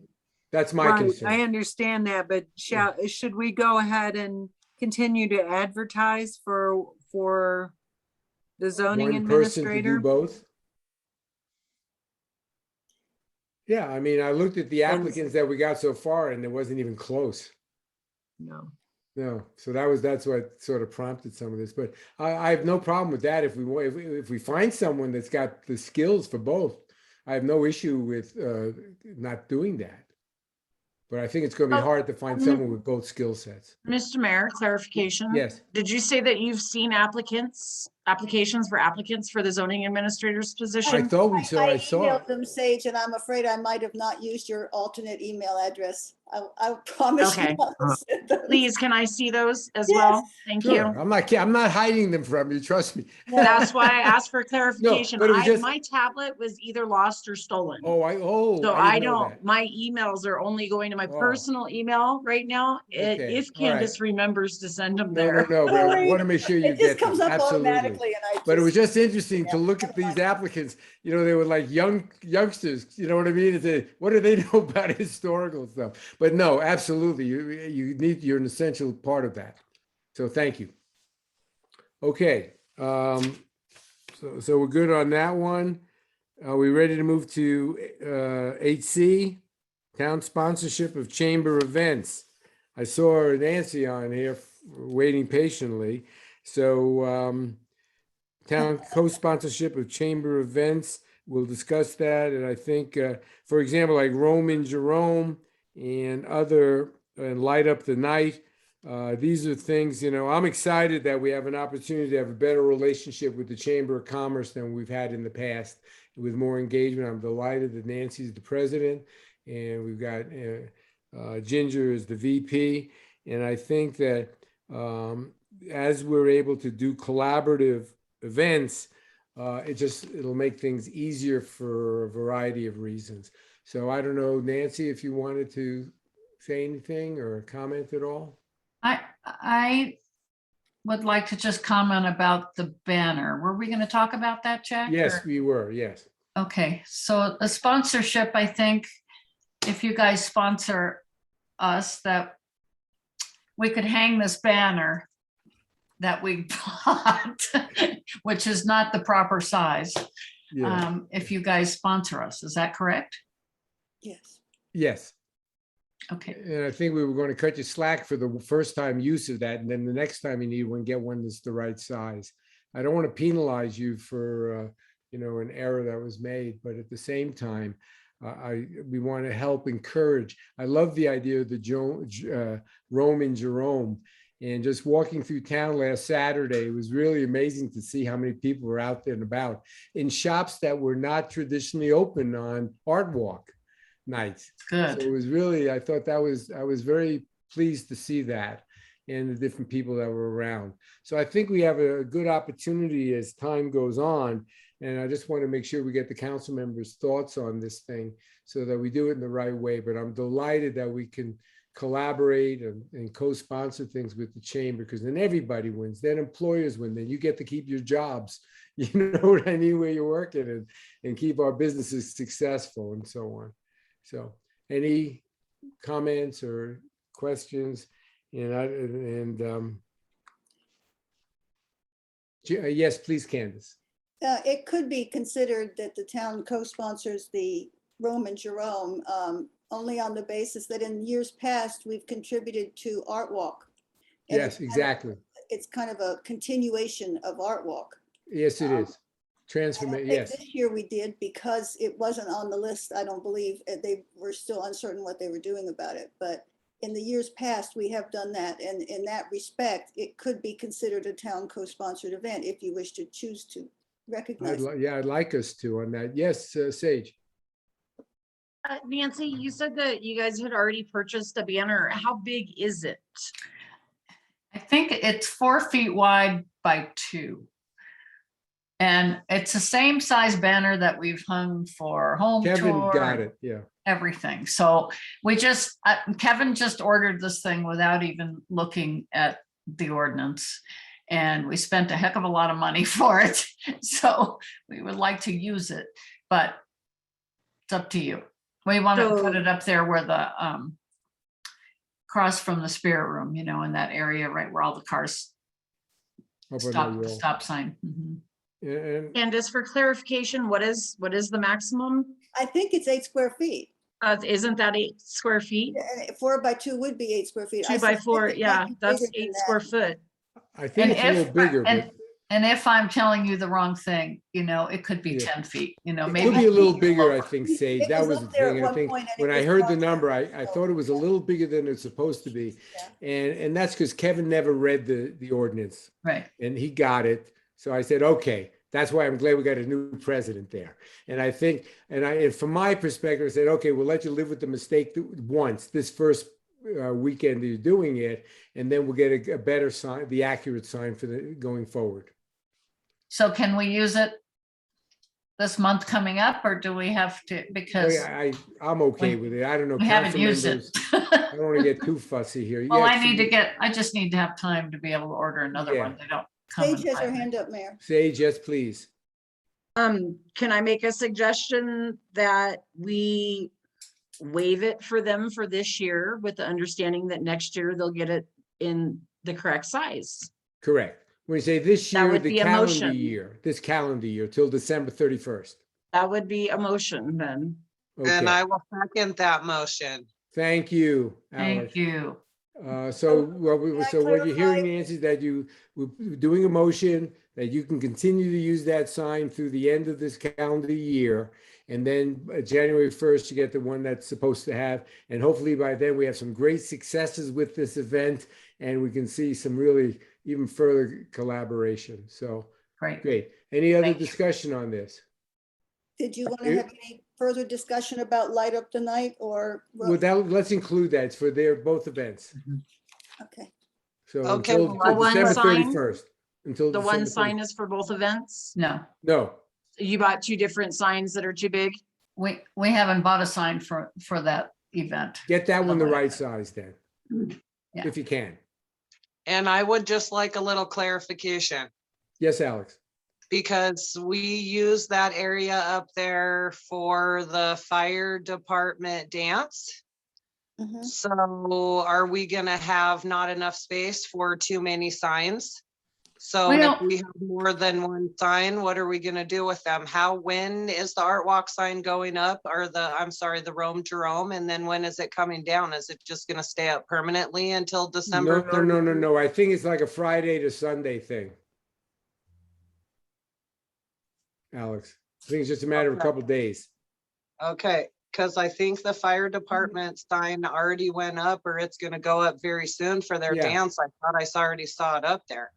So then Okay, we so all. they'll work it out. Nancy will work it out with Rusty. I'm sure. We also have the light up the mountain sign. So Yeah. I just want to make sure it doesn't look like there's too much going on up there and everyone it's. Yeah. With- No, good Considerate. point. Good Thank point. you. Thank you Thank you. very much. Okay, any other discussion? We had a motion. I don't think Yeah. we had any And vote then on it. with motion, we have, and to approve it, we have Alex. I think Alex it was seconded it, Sage. yeah. And Yes, who was the second? I don't remember. that was me. I did. Alex. second it. Oh, Alex, thank you. Yeah, So we have that's why I was motion. so nitpicky about the clarification. Gotcha. No, I get it. No, it's good. It's all okay. So we've got the motion a second to go forward to allow the sign usage for both events until December 31st, and then they have to comply with whatever the requirements are at that point in time. Okay, thank you. All those in favor, please say aye. I, Opposed, no. Motion carries. Thanks, Nancy. I really Thank you. appreciate the leadership, that you guys are demonstrating going forward. I think there's some real exciting opportunities coming up. I Great. look forward to hearing more. Thank you so much. Thank you. Bye-bye. Okay, next, we're moving to new business. Design review guidelines. Design review guidelines that our consultant Bill Otwell drafted. Candace, where are we at with that? This is for council to look at. At this point, you might want to decide if you want it to be reviewed by the boards and by the Historical Society, and then bring it back to you with their comments. Sounds like a great suggestion. I see heads nodding. So let's, Alex, thank you. Look at that. Oh, wow, that's a pretty nod. We're good. All right. Thank you, Jane. And so let's go that route. Directive Mandy's got her to- hand up. Who does? Mandy. Mandy, there you are. Sorry, Mandy. Thank you, Sage. Sorry, I just forgot to take it down. What was suggested is exactly what I was going to ask to have done. There you go. I love when a plan comes together. There Okay. you go. So I'll Well send done. it out to everybody. Thank you. and ask for their comments. Tour business. You already did that. We did that. And now succession planning, town manager, this would be a closed session, I believe, to discuss this. Do we I want to would- do that now? I'd suggest we have a closed session discussion first, and then if you want to come into open. and Then dis- come back with an open session to tell you the outcome of that. So it is now 9:22, and I'd like to move into executive closed session, please. We need a motion. Need a motion? Can I get a motion? Motion. please? Thank you. Second? Second. Thanks, Alex. Motion and second. Moving to closed session. All those in favor say aye. Aye. Aye. Opposed, no. It is now 9:22 and we're going into closed session, please. Okay, Thank you so very much, Mimi. We'll catch up with you a little bit, and Cameron too. I will move everybody that's not on council into a waiting room and come back and let you back in if you're still around when we're Good. back in. Mimi, open. we need you to make some games for the waiting room. This will take a minute, so bear with me. Yeah.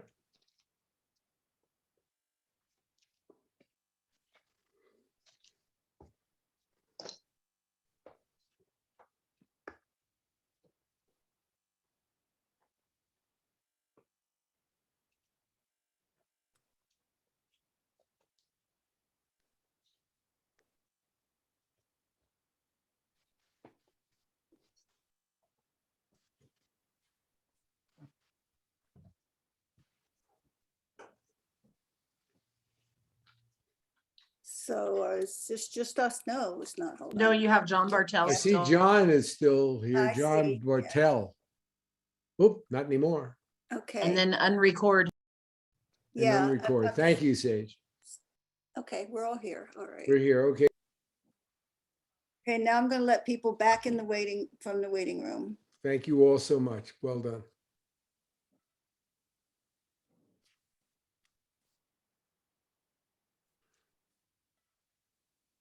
Yay.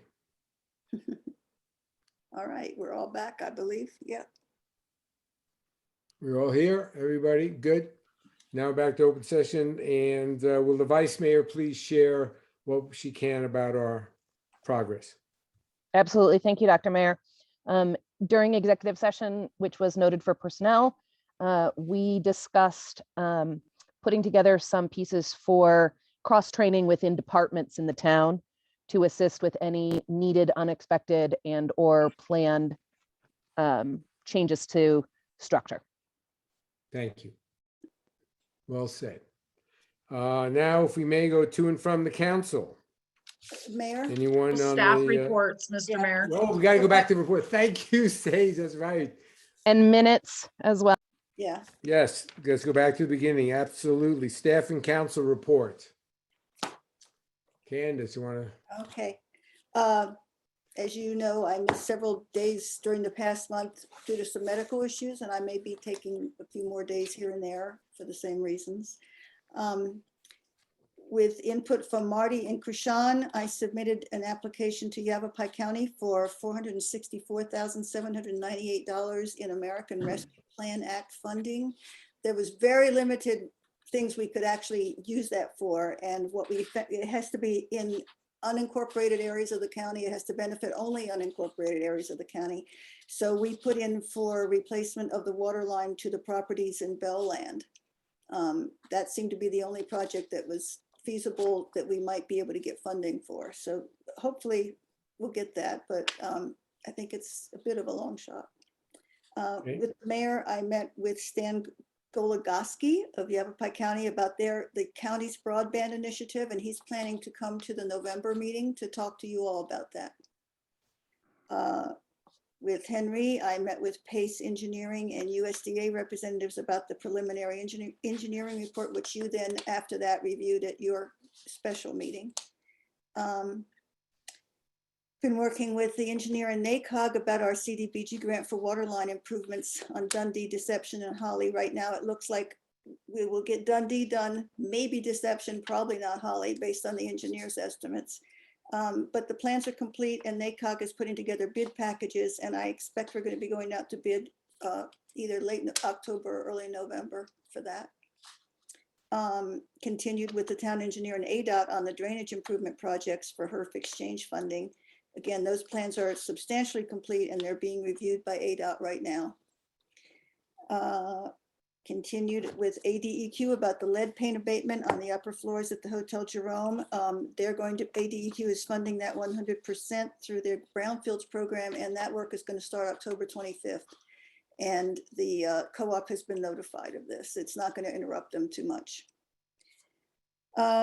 We finalized the process for the IGAs for police dispatch with Cottonwood and the E-rate services with Yavapai County. I placed an ad for zoning administrator on Indeed.com, on the website, Facebook, and also on governmentjobs.com and on the league website. Not a lot of response so far. I'm in the process, and I have to finish this tomorrow, of the final payment request, or not tomorrow, before October 31st, payment request to SHPO for the pass-through grant for what we paid for those design guidelines, and they'll be reimbursing us for that. And I'm compiling quotes for the E-rate program. They're going to be providing laptops and hotspots to our library and the monthly fees for that. The only catch on that is that they don't know if they'll get funding next year. So if there's a multi-year contract for the hotspot service, and it looks like we have to sign up for at least 2 years, we might end up having to pay for that out of the town's coffers. That could be anywhere from 5,000 to 30,000, but I think it's going to be closer to 5. But we're looking at maybe getting 15 laptops and 15 hotspots, and they can be lent out through the library. So people that have no access at all will actually be able to have internet access for no cost. Good investment. That's a good investment. We could do more if council, wants to foot the bill for the second year of service, if it comes to that. It's hard to say at this point, but we could start with 15 and go from there. So I have not yet gotten to codifying the ordinances that were adopted and that are now effective, but there's 2 of them, and I will be doing that very soon. And the rest is the usual stuff. Congratulations to Carl Whiting, 1 year of full-time service as of October 12th. And me, I just completed 12 years of service as of October 5th. Time flies when you're having a good time. Yeah. Great. So water report, we're doing okay. sales tax were doing incredible. And I didn't get a chance, I was gonna look at September numbers, but I didn't get that chance today, but I have a feeling that they're probably just as good as the last 2 months, which amazing, actually. You know, we're already in the first 2 months of this fiscal year, we're at 77,000 above what we budgeted. So that's pretty remarkable, and 70,000 above last year. So anyway, that's Great. my report. That's great. Thank you. Then we got zoning administrative report and minutes. Motion to Dr. Jack? approve. Oh, we got to approve the I- staff reports. Thank you. I'm so sorry to hold up that motion, but I do have a question. Yes. Or at least I guess it's kind of question comment. On Rosa's report, Yes. the windows at the Hotel Jerome.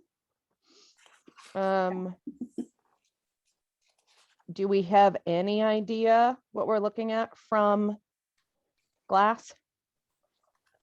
Rosa, are you able to answer that? Hi, Mandy. What's your question exactly?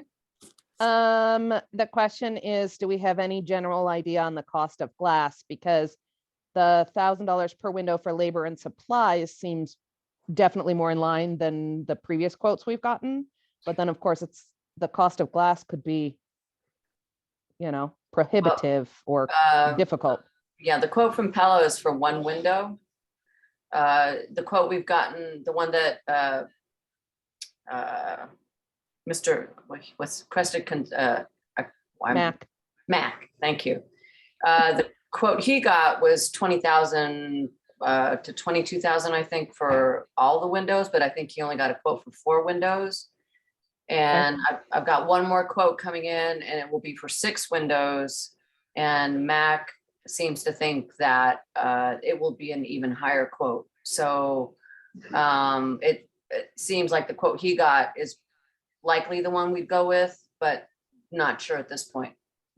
Okay, so we're still waiting on that glass quote.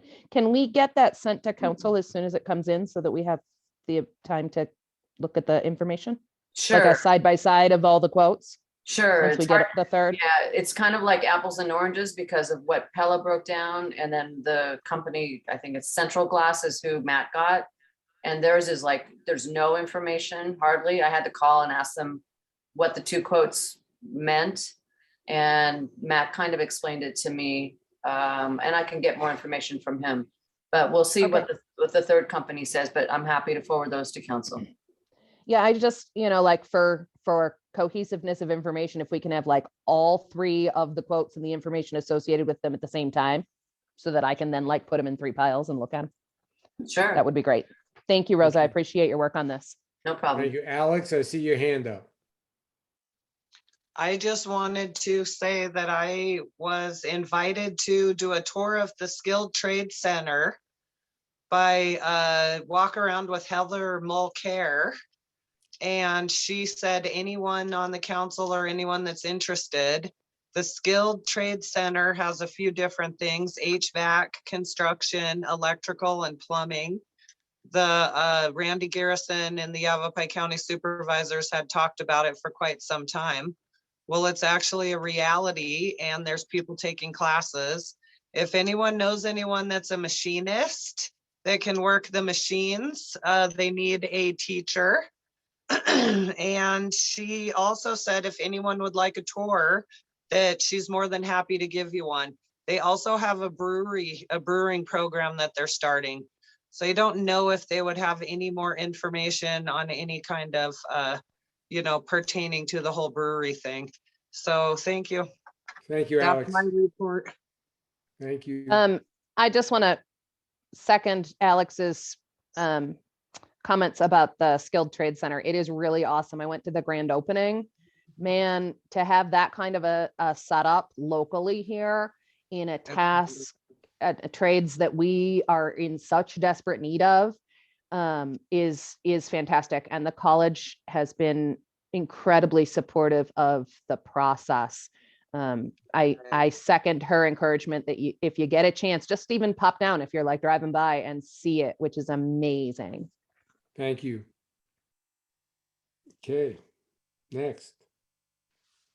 What do So we- we need a motion to accept the staff reports. I made Yes. that motion about Motion 5 minutes second. ago. Any further discussion? I'll second that.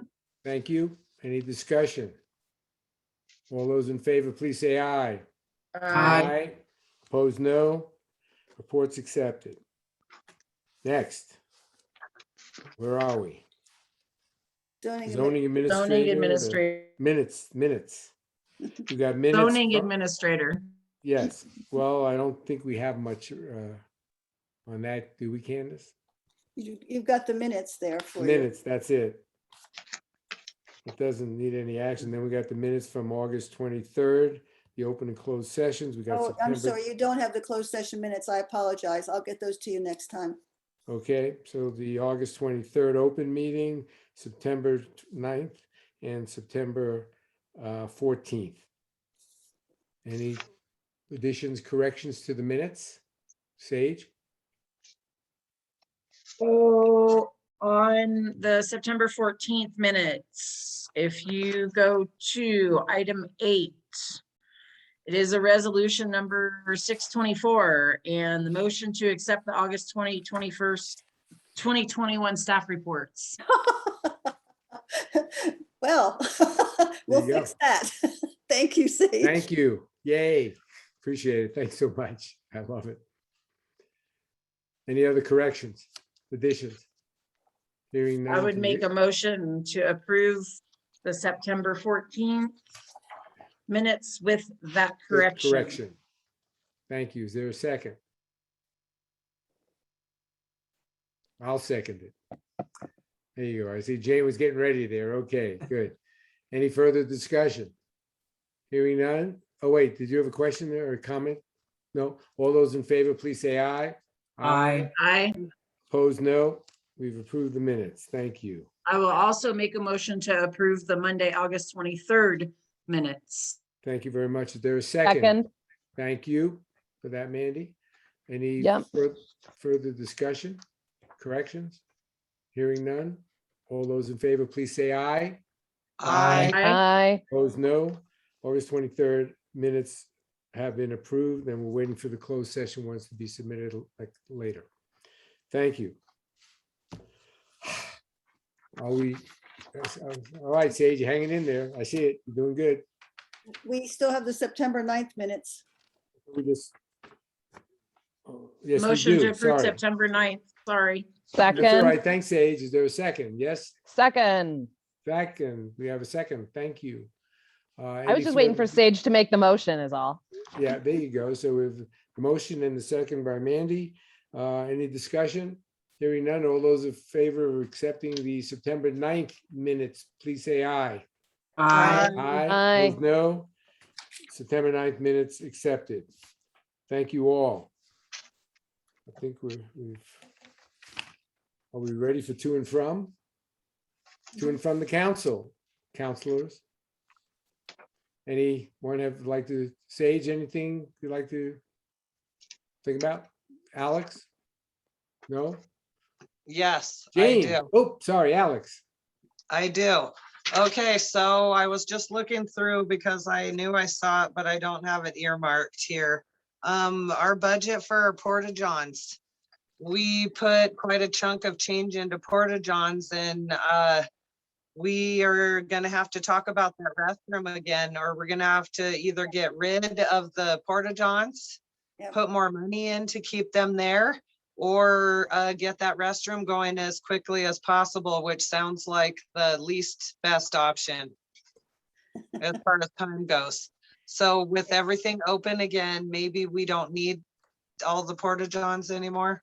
So maybe we should talk about that at our next meeting, what we're gonna do, continue to Okay. do. with I'll the add porta- that. Good point. That's a good one, Alex. Thank you. And Very that's good. all I have. Thank you. Thanks so much. Anybody else? Sage, Jane? Jane, please. Yes, I think we need to do a title search on the property around the sliding jail.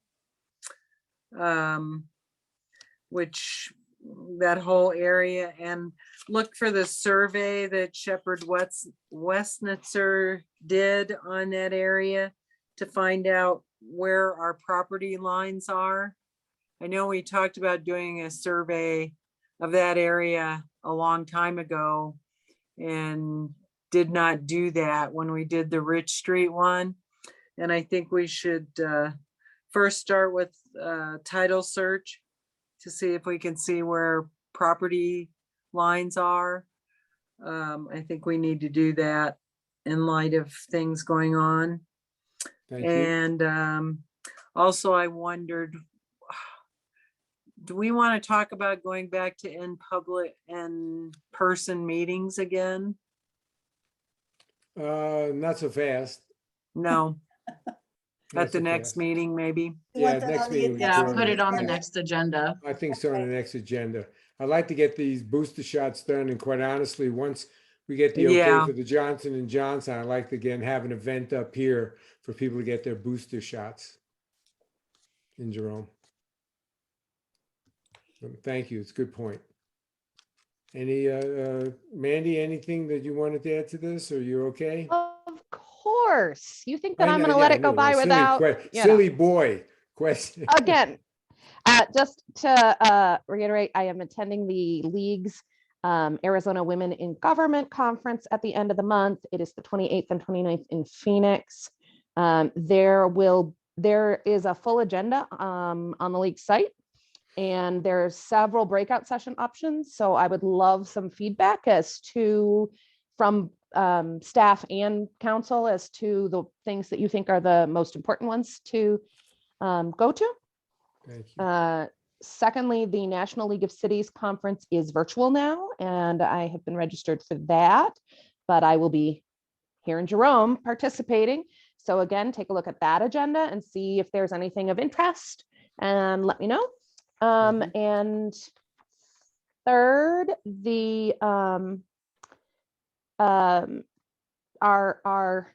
our neighbor just to the bottom of the hill, Clarkdale, has been working through the process of hiring a new town manager. They have named their 3 finalists from a national search, and they will be hosting a kind of meet and greet event on October 18th. The exact time is on their website, but Mayor Robin from Clarkdale has asked me to extend the invitation to staff and council in Jerome to attend that event. Thank you. I will be there. Yep, to meet them. Thank you. Great. Anything else? Motion to adjourn? Is there a second? Second. Yay. All those in Got favor, it this please say time. aye. Aye. Opposed, Aye. no. It is now Aye. 10:03 and we are adjourned. Thank you very much. Very productive evening. Thank you for so much time. Be safe out there. Thank you, everybody. Have a rest- great week. Yes, Good everyone. night. Thank Bye, you. everyone. Good night.